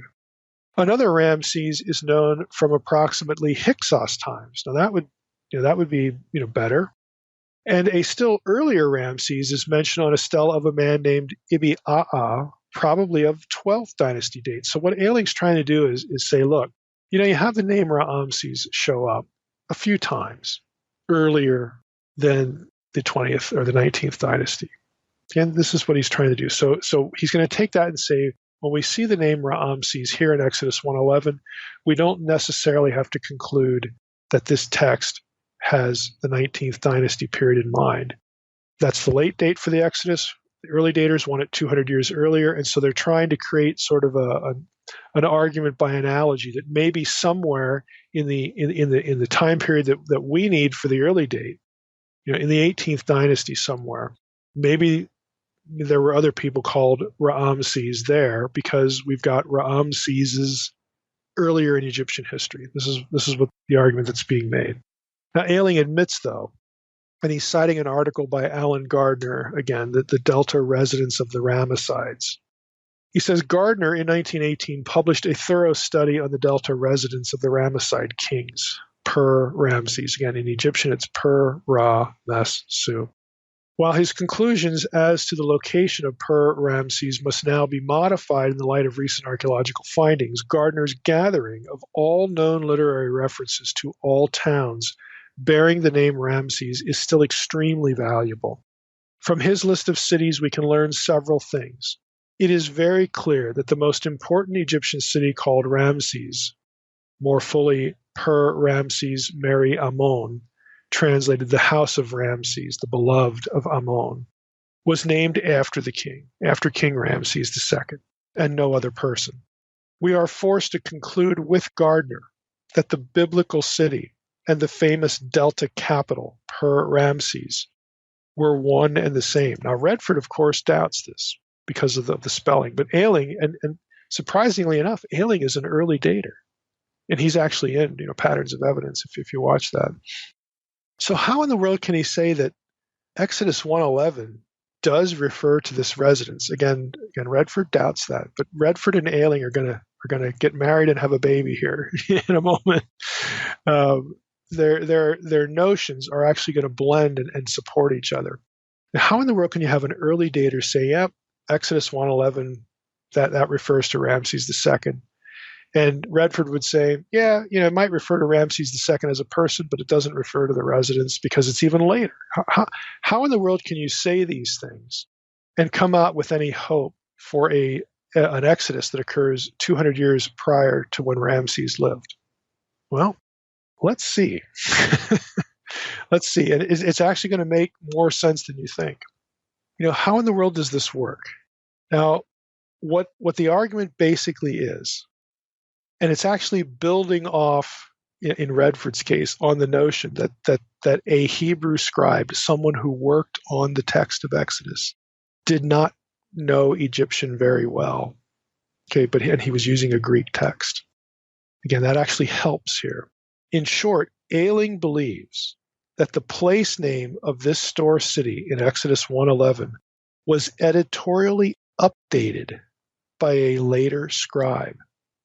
There's solid evidence that the original place name that Exodus 1:11 is talking about was Avaris. Remember, I mentioned Avaris in the last episode. Avaris was the capital of the Hyksos. They were Semites. It's in the Delta. It's in Goshen, okay? It is right next to, archaeologists know this, it is next to Pithom. It's next to some of the other names associated with the Exodus itinerary. Avaris was the capital. So what Ailing is hypothesizing is if Moses would, or somebody else, would have written this text at the time of the event, Exodus 1:11 would have said they built the store cities of Pithom and Avaris. But a later scribe, after Avaris's name was changed, the Egyptians changed the name to Ramses, okay, when Ramses II came to the throne. A later Hebrew scribe, knowing that this as a historical fact, later went back to the text and stuck the term Ramses in there so that his readers would know, what in the world are we talking about? What place are we talking about? Now, this happens in the Bible in other places very clearly, and the Bible actually gives you the name before and after.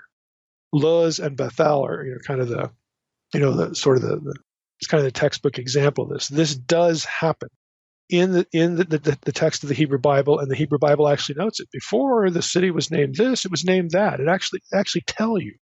And we don't have that here, but the exercise, the act would be the same. So that is how Ailing, as an early dater, copes with not only this reference in Exodus 1:11, but the Exodus 47:11. You had a scribe living later go back and insert the name Ramses so that his readers would know where these places are, what they're talking about. So if that's correct, and again, that's reasonable. I don't know that it's correct, but it is reasonable. The place name Ramses is not a lethal obstacle to an early date for the Exodus, if that's correct. Editorial updating would also explain the fact that Per-Aa was used only of an individual from the 19th dynasty after, because the same scribe who's updating the place name would have known that Pharaoh, Paro in Hebrew, Per-Aa in Egyptian, now that term is used of an individual. So it's okay if I use this term now of one person as opposed to a district or an administration. It also explains that. By the time of the updating, this term had long been used of a person, so it'd be normal to use it that way at the time of the scribal updating activity. Now, we've seen to this point, Exodus 1:11 is not a death blow by any means to the early date. I want to switch gears now and say, look, we've got to deal. If you're a late dater, you have a problem to deal with here. And I hinted at it at the beginning of the episode. Here's the problem. And I think it's a fairly serious blow to the late dater.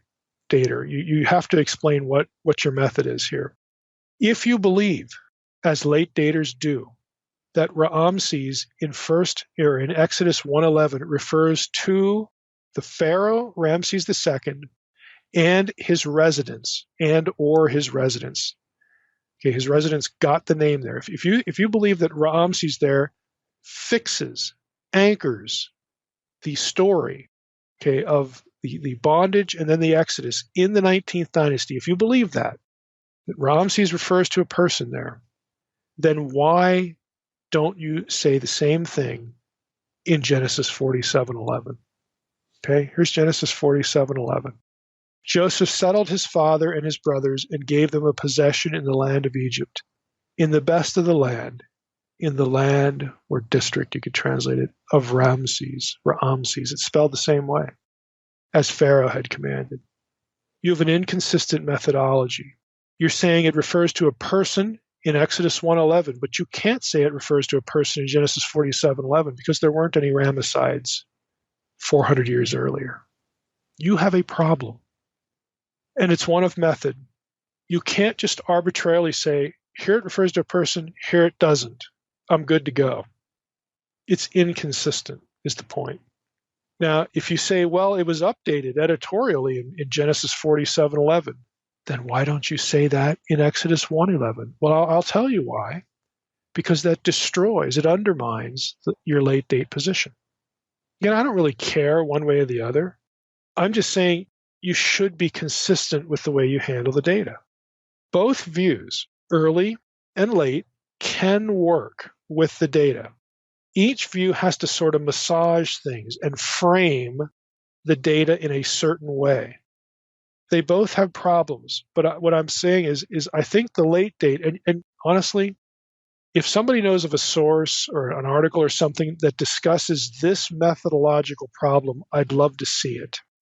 It's not in Hofmeyr. It's not in Kitchen. It's not in the typical go-to resources of why we take it one way in this verse and another way in another verse.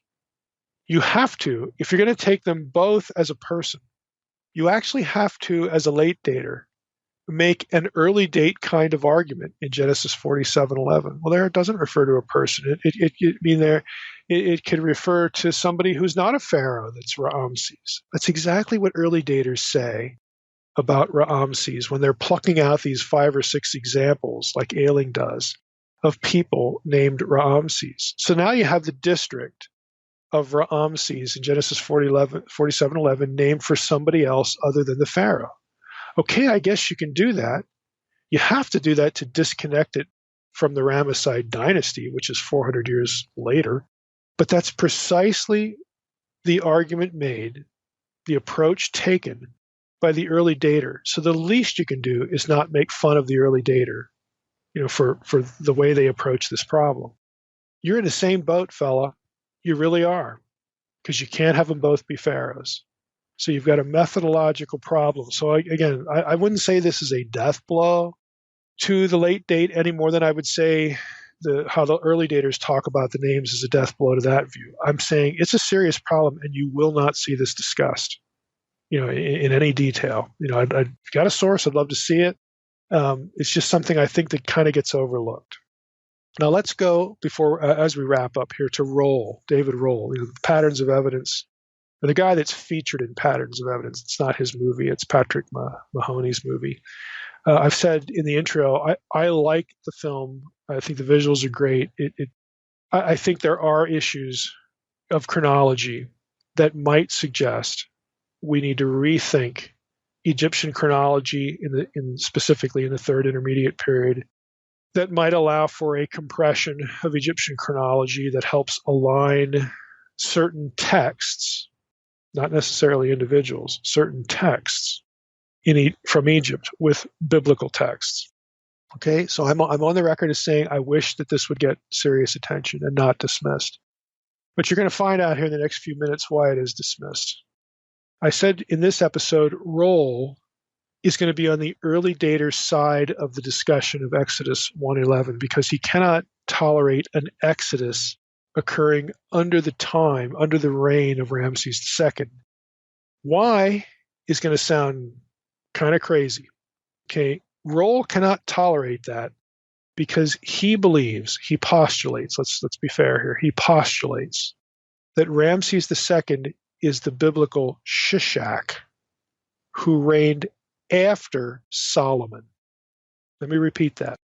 Roll postulates that Ramses II is the biblical Shishak, the Egyptian pharaoh that invades Judah. He believes Ramses II is actually Shishak, and Shishak, we know from the Bible, reigned after Solomon.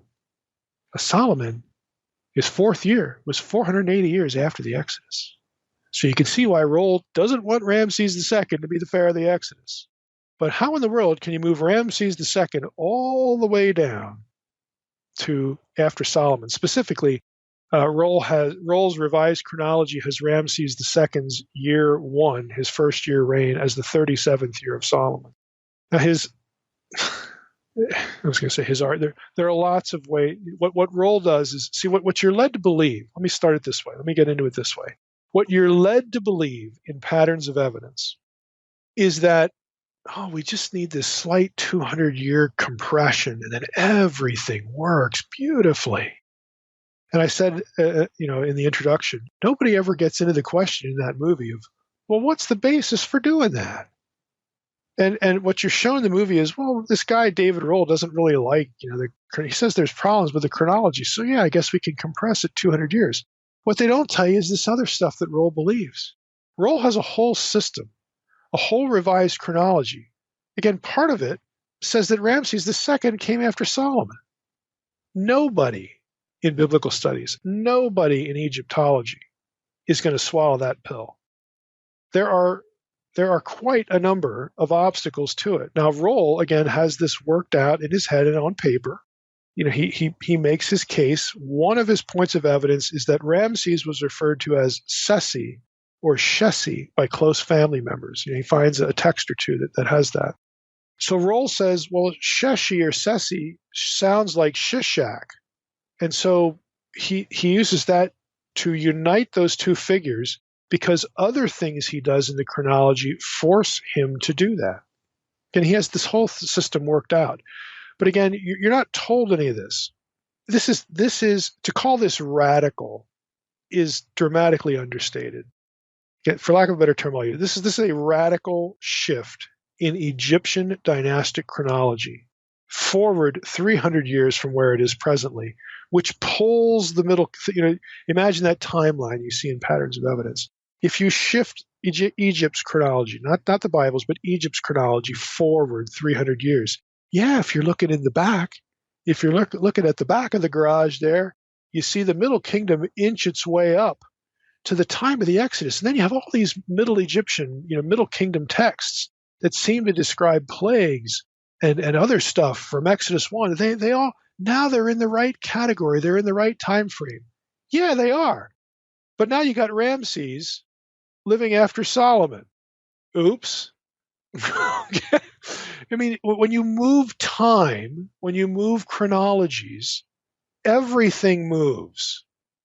So this is why I say, look, I wish that people would take a look at certain things that Roll says. I think that there could be fruitful discussion about some of the real problems in Egyptian chronology and how they affect the way that we look at Scripture. But nobody's going to do it because the system, if you just look at what Roll lays out, looks so crazy to Egyptologists and biblical scholars. They look at it and just shrug their shoulders and say, this is a waste of my time. This is just nutty.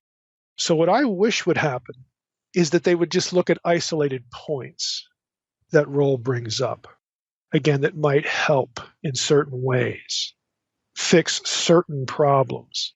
But if you're thinking that patterns of evidence cures the Exodus problem, okay, you got a cure now, and now you got like another disease going on over here.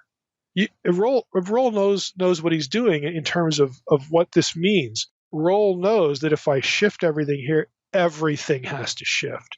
And so what he does is he's in search of ways to align the figures that have shifted together. How can I align Ramses with Shishak? How can I align this guy with that guy, and this place with this place, and this battle with that battle?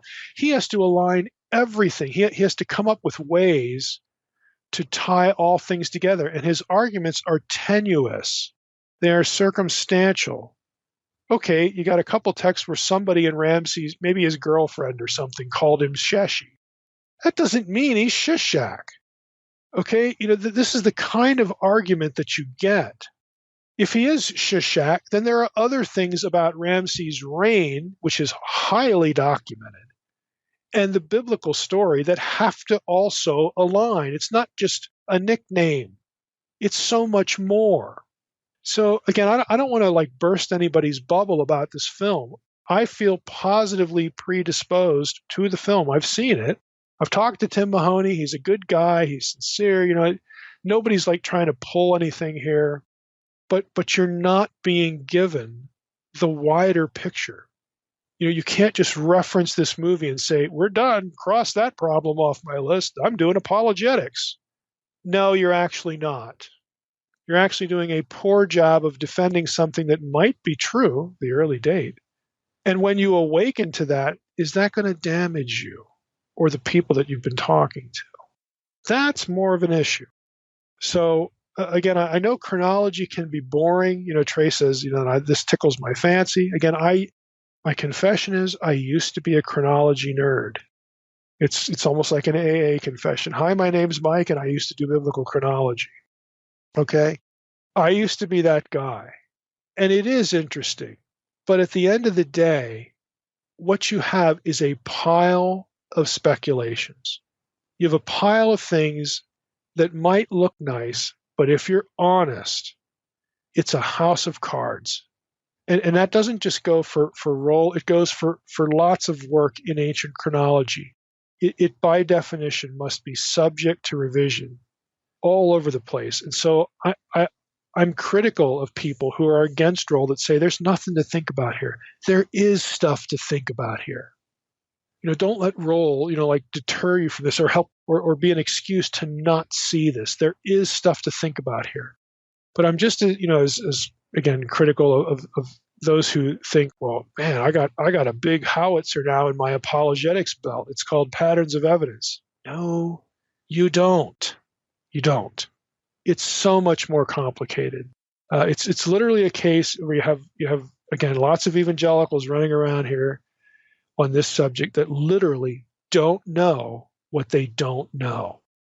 You say, well, Mike, you seem to live in that town. Yeah, I do. That's why, Trey, maybe that's why I have pugs. They just comfort me at the end of the day where I look at all this and say, this is just an inextricable, unsolvable mess.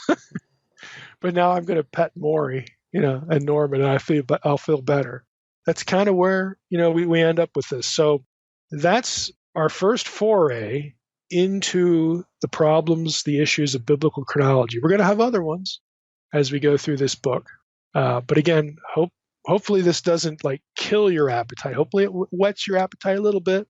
But again, you realize how difficult and tenuous a lot of this stuff can be.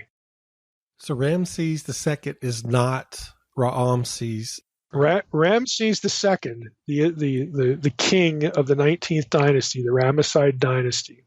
You cannot conclude that Exodus 1:11 refers directly to him and his reign in real time. Okay, it could be an insertion, an editorial change by a later scribe, just so that you would know geographically where this stuff is happening.